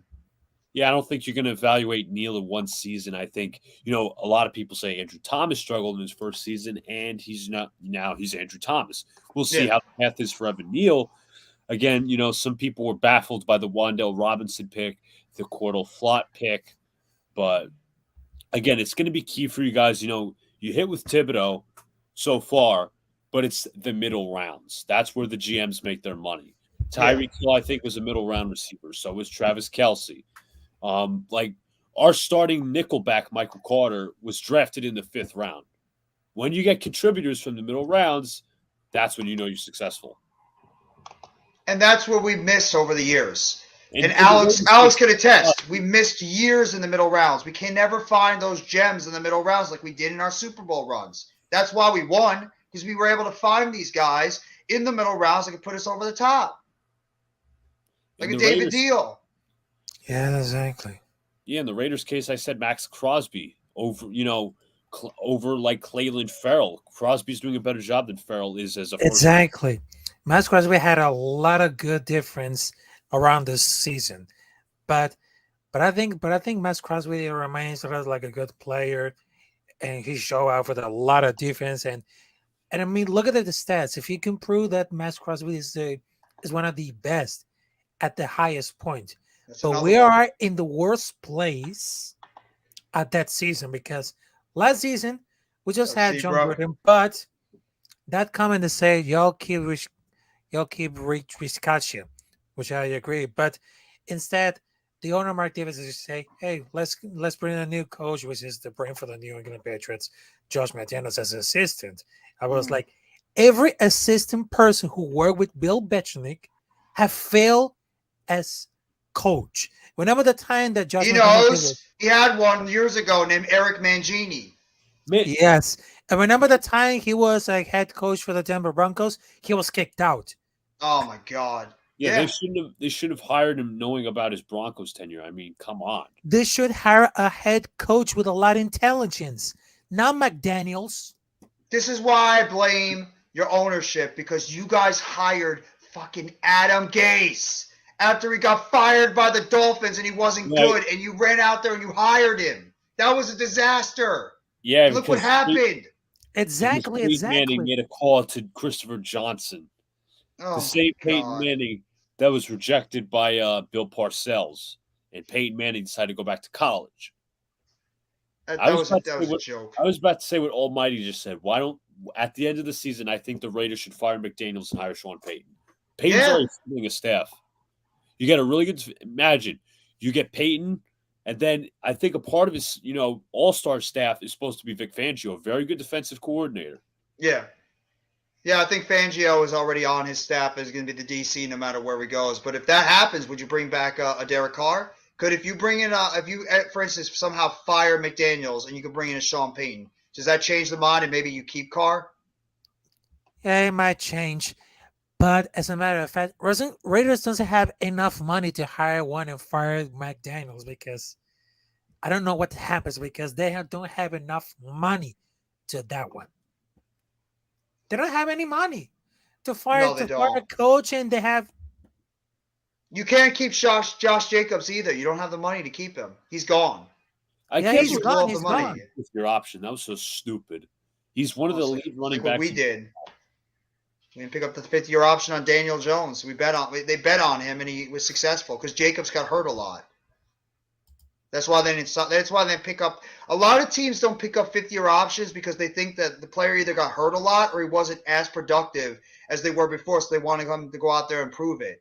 We did it with Daniel Jones, and Jones actually had a pretty good year. And now we have a decision to make with him and Saquon Barkley, which if we just picked up his option, we could have taken care of Barkley this year, and you could take care of Jones next year. So It's understandable for you guys why you didn't pick up the options of Barkley or Jones. I mean, you didn't really expect, it was kind well, of Barkley's we picked up. Barkley's we picked up the fifth-year option. Jones we didn't. okay.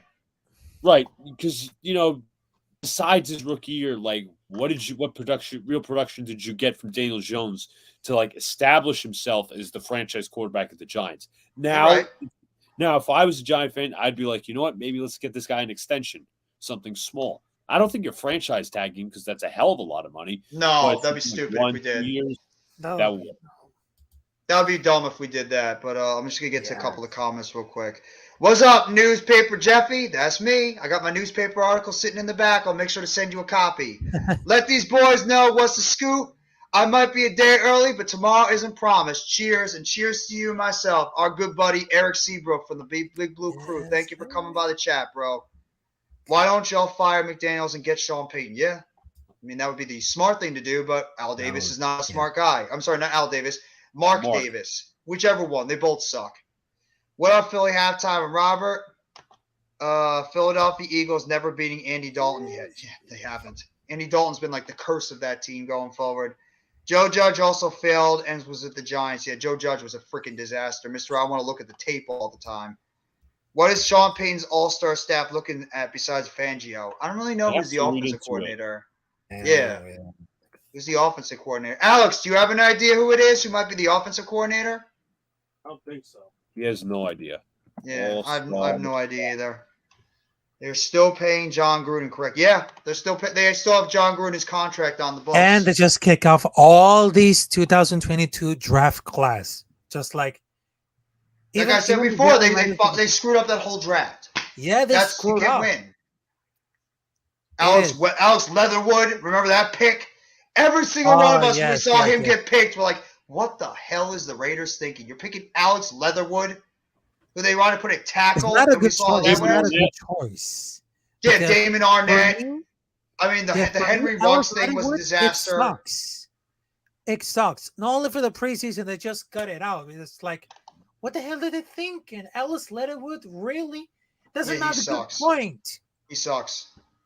And I mean, I thought the Ruggs pick, even before what happened, and it's terrible the situation that happened. But not only Alex Leatherwood, all those Alabama wide receivers came out, I'm like, this is the worst one out of the four. I thought Judy was better, and I thought Waddle and Smith were going to be special. And look what's happened. Waddle and Smith are two of the best receivers in football. And Ruggs, I mean, he was average. He was decent. Yeah, he was average. He had a difficult time. I think he was in the same draft as CeeDee Lamb, I think, Ruggs. Ruggs was picked before Lamb, and I was like... Yeah, Ruggs, Judy, and Lamb were all picked, and Jefferson were all picked in that same draft. Because then the year after it was... Alex Leatherwood and Henry Ruggs, but also Damon Arnett. That guy was so... I don't even think about it. I don't think he's gonna want that no more. That's the problem. I don't know how many years Daniel Jones is gonna want a contract. I know we're all thinking he's gonna want 2 or 3 years, but I'm not sure. Alex, how much do you think Daniel Jones is gonna make in terms of years and money? He's thinking.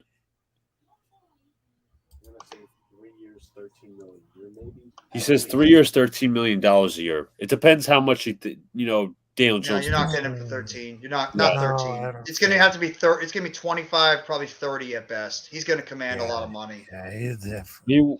Here's another one. What happened to Jonathan Abram? Oh my God. He got hurt too much. He was a decent safety, but he got hurt every single year. So the Raiders they just cut him. They got rid of him, and then he tried a little stint with the Packers, and he Yeah, got cut right after exactly, too. exactly. Steelers might draft. No, they're not. Your quarterback's already there, Chad. You got Kenny Pickett. Pickett's your quarterback. So what if he's fast? You know who else was fast? John Ross. And what happened to him? I remember Giants fans were all going nuts about John Ross last year because he caught a goddamn bomb down the football field against the Saints. What else did he do? John Ross was the guy that everybody's going nuts about because he was fast. You know what? It don't matter how fast you are. You need to be able to run the route tree. You need to be able to block. You need to be able to learn the offensive scheme. And Speed means – and catch, exactly. Having speed is overrated. The only really fast guy who was decent was Marquise Goodwin. He was a decent wide receiver. Speed guys are overrated. Tyreek Hill. Tyreek Hill, yeah. He was fast, Hardman. But he was able to run the route tree. Hardman's not bad. Valdez-Scantling, he was another one that's not terrible. He's actually had a pretty decent year for the Chiefs. Yeah. Ruggs, well, Farrell was a disaster. Farrell was, I think, on the same defensive line as who was on that really good Clemson line? He was Lawrence, Dexter Lawrence, Clinton Farrell. There was two other really good ones. Was it Wilkins part of it? Christian Wilkins from the Dolphins was on that line. He's been great over there in Miami. There was one other one. I can't remember his name. Farrell was – a lot of people were thinking that Farrell was going to be overrated. Jeff, I think the Giants should cut my West Virginia boy David Still. Well, preseason warrior. Don't tell that to the Sills Army. Don't tell that to them. Everybody loves David Sills. Would you bring back Kyle Rudolph? No. Next question. Absolutely not. Kyle Rudolph, F him. I'm sure Alex feels the same way. No. I got it. 4 years, $165 million paid from Lieutenant Dan in the bag. 4 years, $165 million. What's that in 165 divided by 4? What's that about like 32, 33 million? 41. 165 over 4 is 41. If you do that per year, then you have Barkley tied up with the franchise tag. That's at least another 10, 12 mil. So that's about 50 mil you'd have tied up. Yeah. I don't think he is. I think he's going to – well, look at what Kyler – all right, who would you take right now at quarterback? Kyler Murray or Daniel Jones?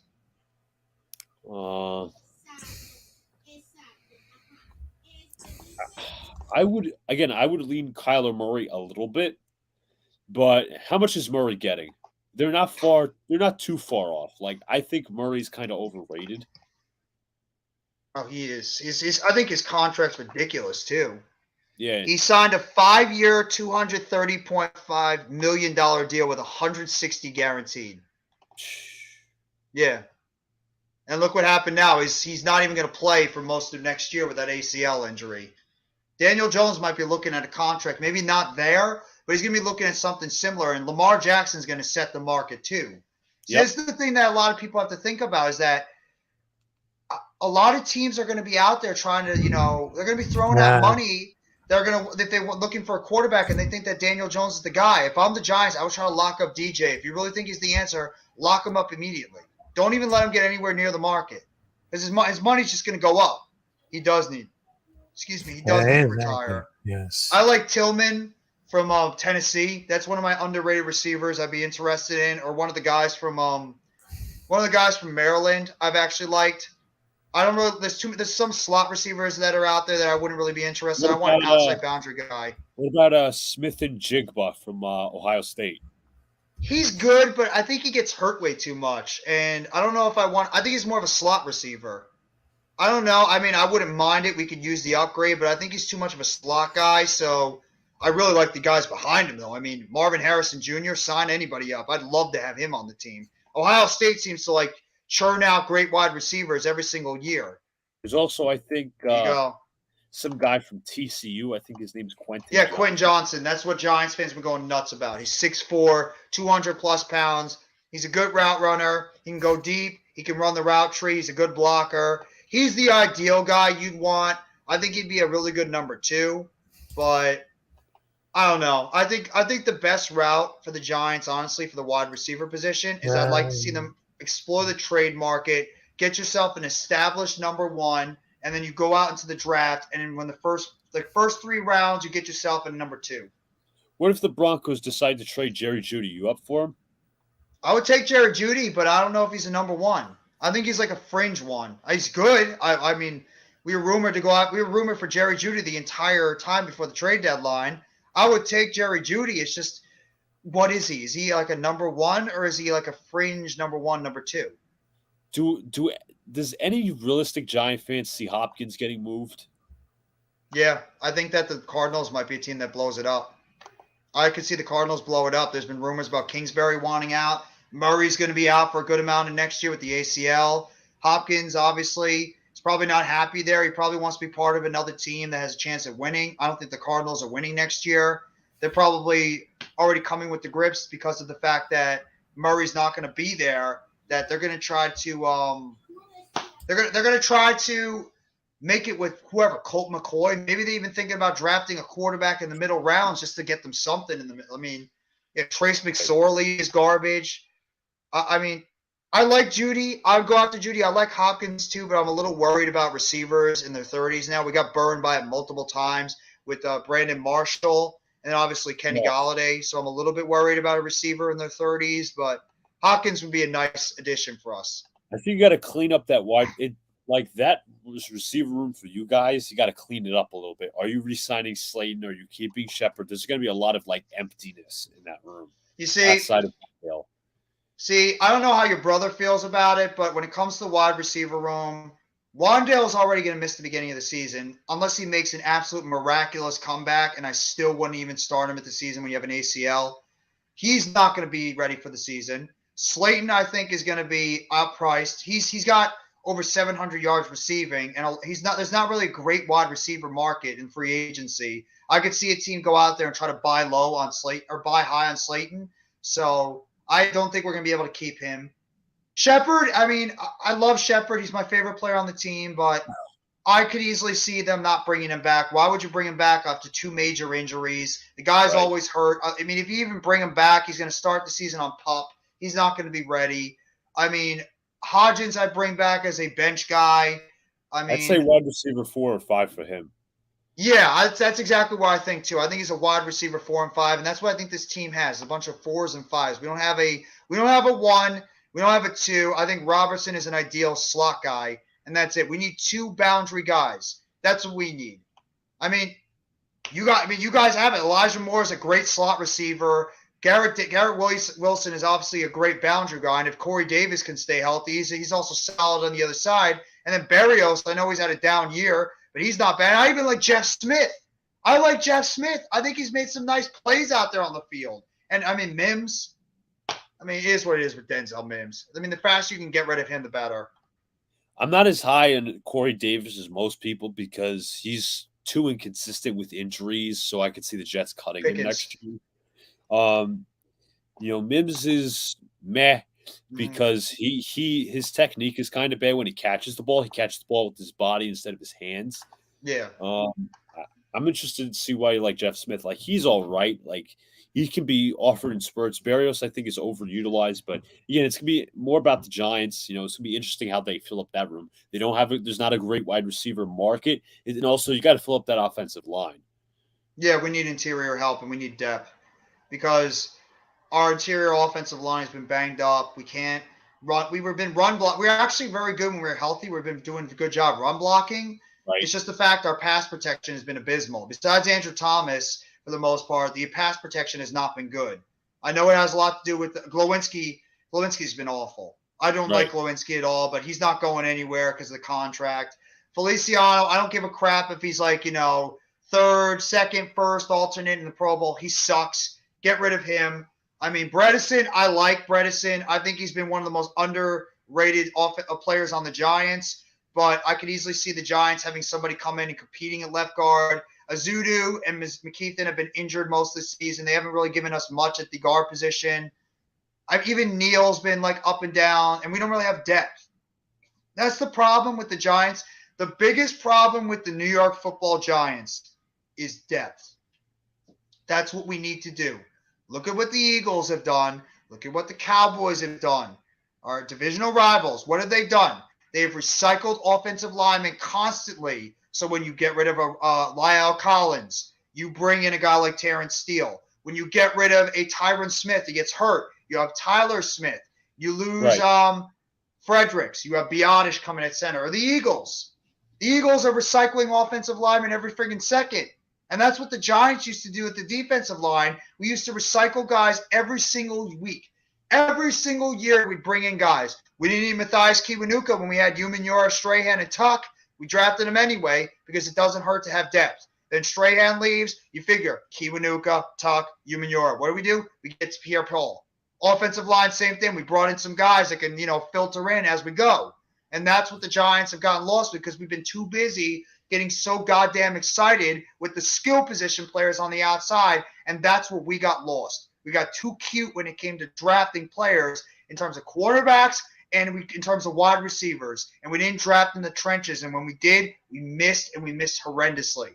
So that's the problem with the Giants is we have not drafted well. Our depth has been a problem, and we've only signed two players to extensions after they were drafted. One only lasted 1 year, and the other one has been injured pretty much all the time. That's the problem with the Giants, and that's why I am so steadfast.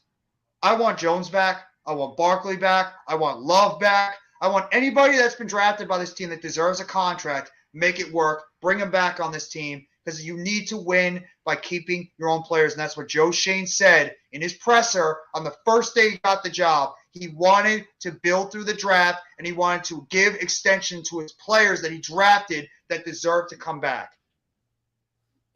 Exactly. Same thing with the Jets. They've started to do the recycling process. Like, they drafted Jermaine Johnson, even though they have Carl Lawson. Mm-hmm. Carl Lawson could be cut next year, so Johnson or Bryce Huff or Michael Clemens slides into his place. So, obviously, keep that repetition up. So, what about would you guys cut the other kid, John Franklin Myers? I know you extended him recently. I think he's a little less likely. They gave him like $11 million per year after he had a good start last year, but he's been kind of in and out disappointing. He's had some good games. He's had some bad, but I don't think they cut him. So likely, I think they'll restructure Lawson's contract. I think Lawson's a good player. Maybe not $15 million a year good because he's also still recovering from an Achilles injury he suffered last year in training camp. So I think we'll see the same defensive alignment next year, except I think Franklin Myers can move to the inside and Jermaine Johnson can move to the outside or Bryce Huff permanently.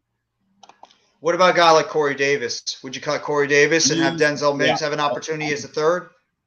100% I would cut him because injuries, inconsistencies with catching the ball, I'm over the Corey Davis experience. So the Jets could draft a wide receiver. Hell, they've done that a lot in recent years. Yeah, and you've actually hit on your last two. I think Elijah Moore is a good receiver, and I mean, enough said about Garrett Wilson. The kid's a steal. I mean, if I were you guys, or you could even give Denzel Mims one opportunity to be that third wide receiver. He's going to be going into his free agent year or the year after that. So you give him an opportunity to showcase him out there, see how he does as a third receiver, then you just let him walk. Because, I mean, you got to make a decision eventually on what, Elijah Moore after next year? Because he's going to be going into his, contract year the year after that. So you have to figure out with him. You got some decisions to make as well. And then our team, we got a hell of a lot of decisions. I don't want Corey Davis. No. I mean, Corey Davis is light years better than Kenny Golladay, but I don't want him. No. Go through the draft. Yeah. Like, I've also seen, like, some Giant fans kind of clamor over McCole Hardman as, like, a wide receiver 3 guy. He fits the scheme, I guess.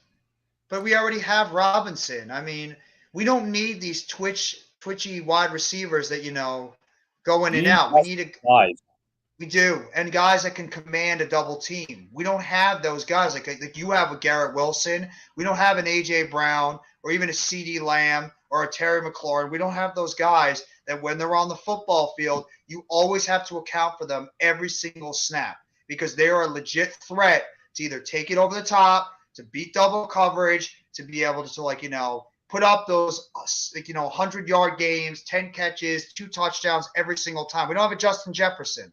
That's what we need. We need an elite wide receiver, and we haven't had that since OBJ in his prime. Right. I agree. Hardman would be a I think he'd be a good returner. But I'll go for like another 12 minutes or so. Alex, if you want to pop on next to your brother, you could have a little brotherly Yeah, you moment.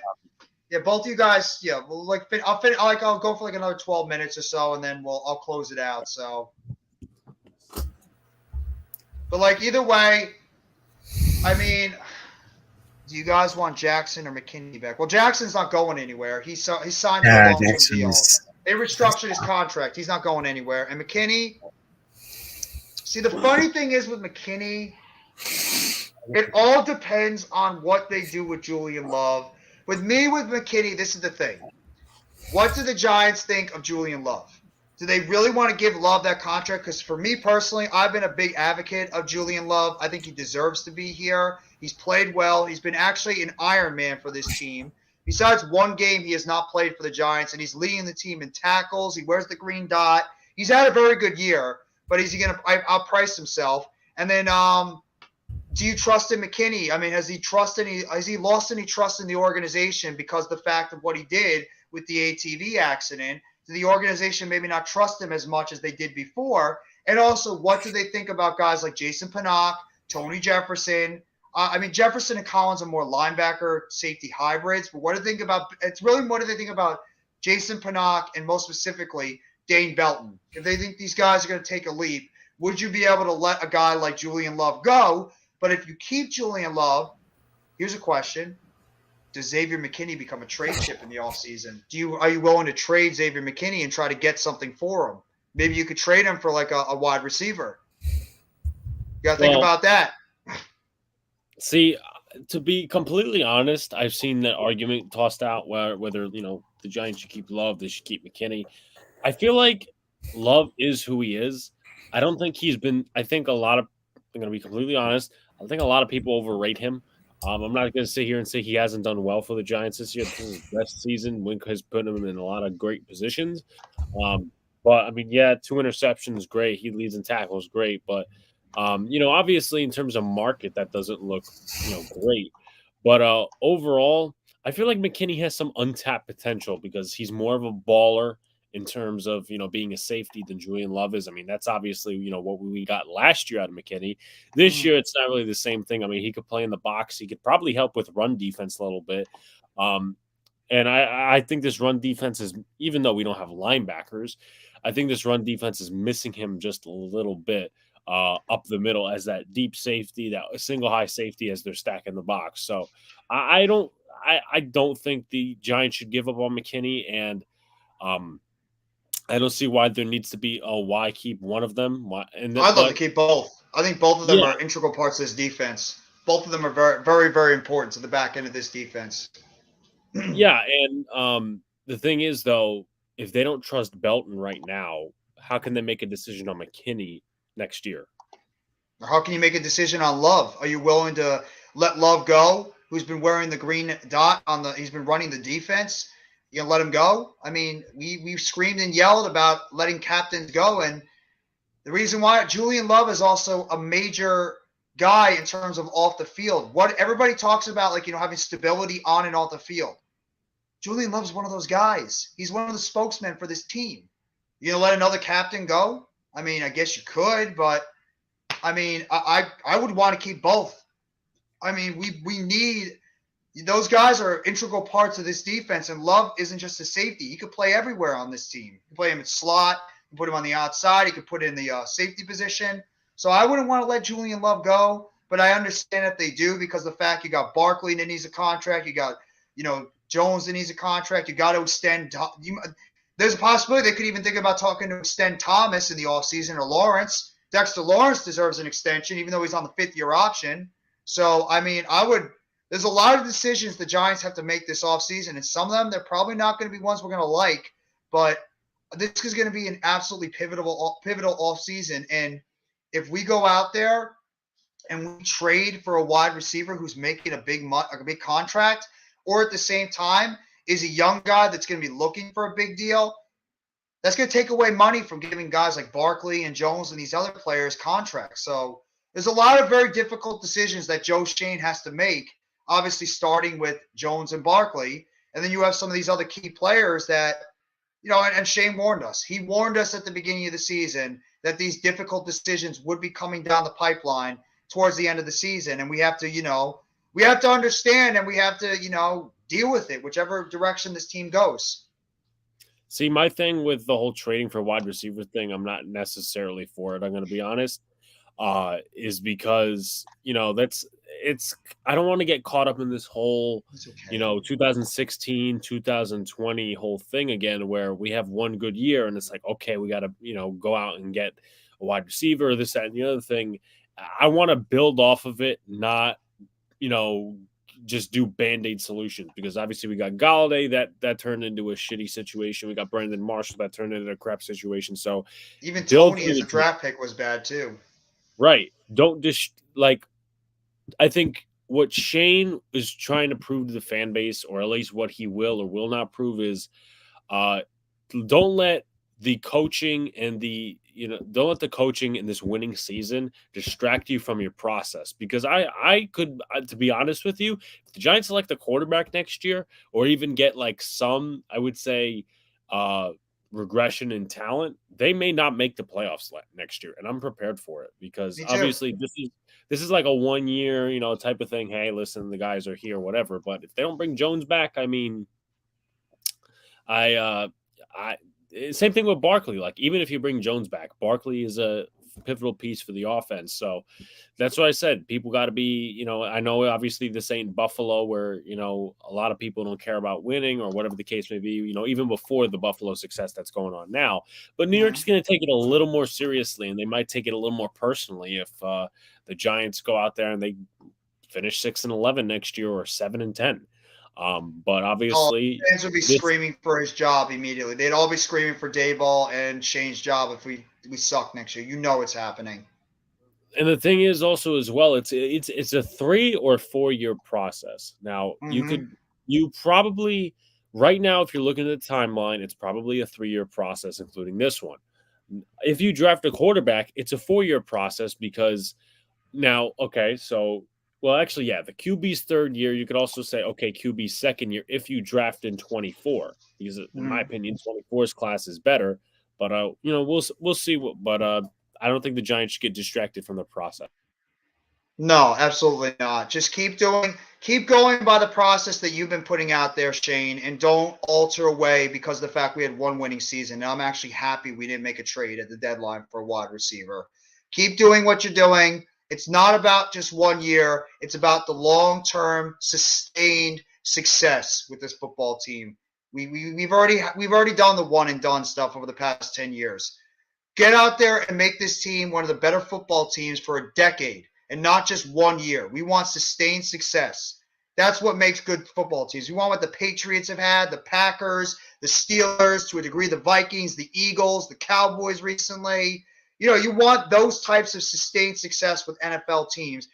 The Chiefs recently, you want teams that can go out there and every single year they have an opportunity to win a Super Bowl, or at least be a team that can go deep into the playoffs. That's what you want. Not just a team that can be great 1 year, and then after that, they just shit the bed right after that. That's what we're looking for. And if Barkley has to go, we all love Barkley. It is what it is. If Jones has to go, same thing. It doesn't matter who's on this football team. You have to put your faith and trust, and that's the problem with most fans. They're too busy getting attached to these players. We all do it. We all love certain players, and we don't want to see them go, but it's about the Giants. It's not about the player. If they decide that Barkley is not in their plans and they don't want to give him big-time money, so be it. Same thing with Daniel Jones or anybody. We got to accept that. I mean, the Patriots have a very, very good history. In some cases, not always offensive, but they have a history of just drafting over. Like Trey Flowers, you remember him? He was a Patriot for a while. Yeah. They drafted over him. I forget who they picked. And then also, they didn't care that they had Josh Uche. They signed Matt Judon to a big contract, and it's paying off for them. So, none of these players are other than Andrew Thomas, of course. None of these players are. I would even argue Dex maybe too. I think Dex is becoming one of an irreplaceable player, but we could let him go too. But he's been very good in the defensive line. Right. I mean, the Giants, in my opinion, outside of Ryder Anderson, the Giants need depth at at defensive line because, like, we can't take any more guys that just, oh my God, they double teams. Justin Ellis is not good. Henry Mondo is average when he gets in there. Nick Williams, I thought, was pretty good, but he's going to be coming off of a bicep injury next year, and that's a one-year contract. That was a massive blow for our depth. When Nick Williams went out, we really hurt our defensive line depth overall. So, some of these positions are not, necessarily, oh my God, this guy has to be here. Listen, as long as we draft well and the front office has solutions for it, we'll see. Yeah. But Alex and Raphael, do you guys have any closing statements before I close out the stream? I'm going to make it a little bit shorter today. So you guys have any more closing statements before we shut it down? I'll let Raphael go first. Okay, so I just wanted to say salute to everybody else in the chat and the panel. And I hope this organization is going to have a fucking chance, have a fucking repair to everybody else. So it's not happening. Just being honest, it's not happening, bro. I'm sorry. I'm sorry. I just don't believe in the Raiders. Not with that owner there, not with that team, and not with that head coach. As long as Josh McDaniels is strolling down the sidelines for the Raiders, you guys are screwed. Yeah. And I even told Luca, too, as long as Woody Johnson is the owner of the Jets, you guys are fucked, too. I mean, that team is fucked, too, as long as Woody Johnson is the owner of that team. And we were all crashing on Mara.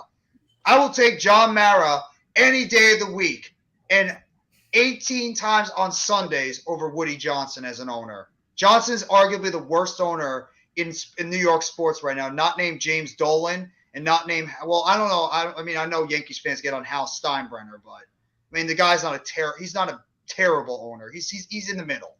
I'd take him over the Wilpons. I'll tell you that. And, I'm not complaining about Stevie Cohen's beautiful money that he keeps throwing out there, but Alex, go ahead, throw out your. You could both you guys could plug your channels, let them know where they can find you, and just give your final thoughts on the Giants coming up this Sunday. Oh, all right. So obviously, go subscribe to Big Blue in the Bronx. We're trying to get to a 900 mark at some point.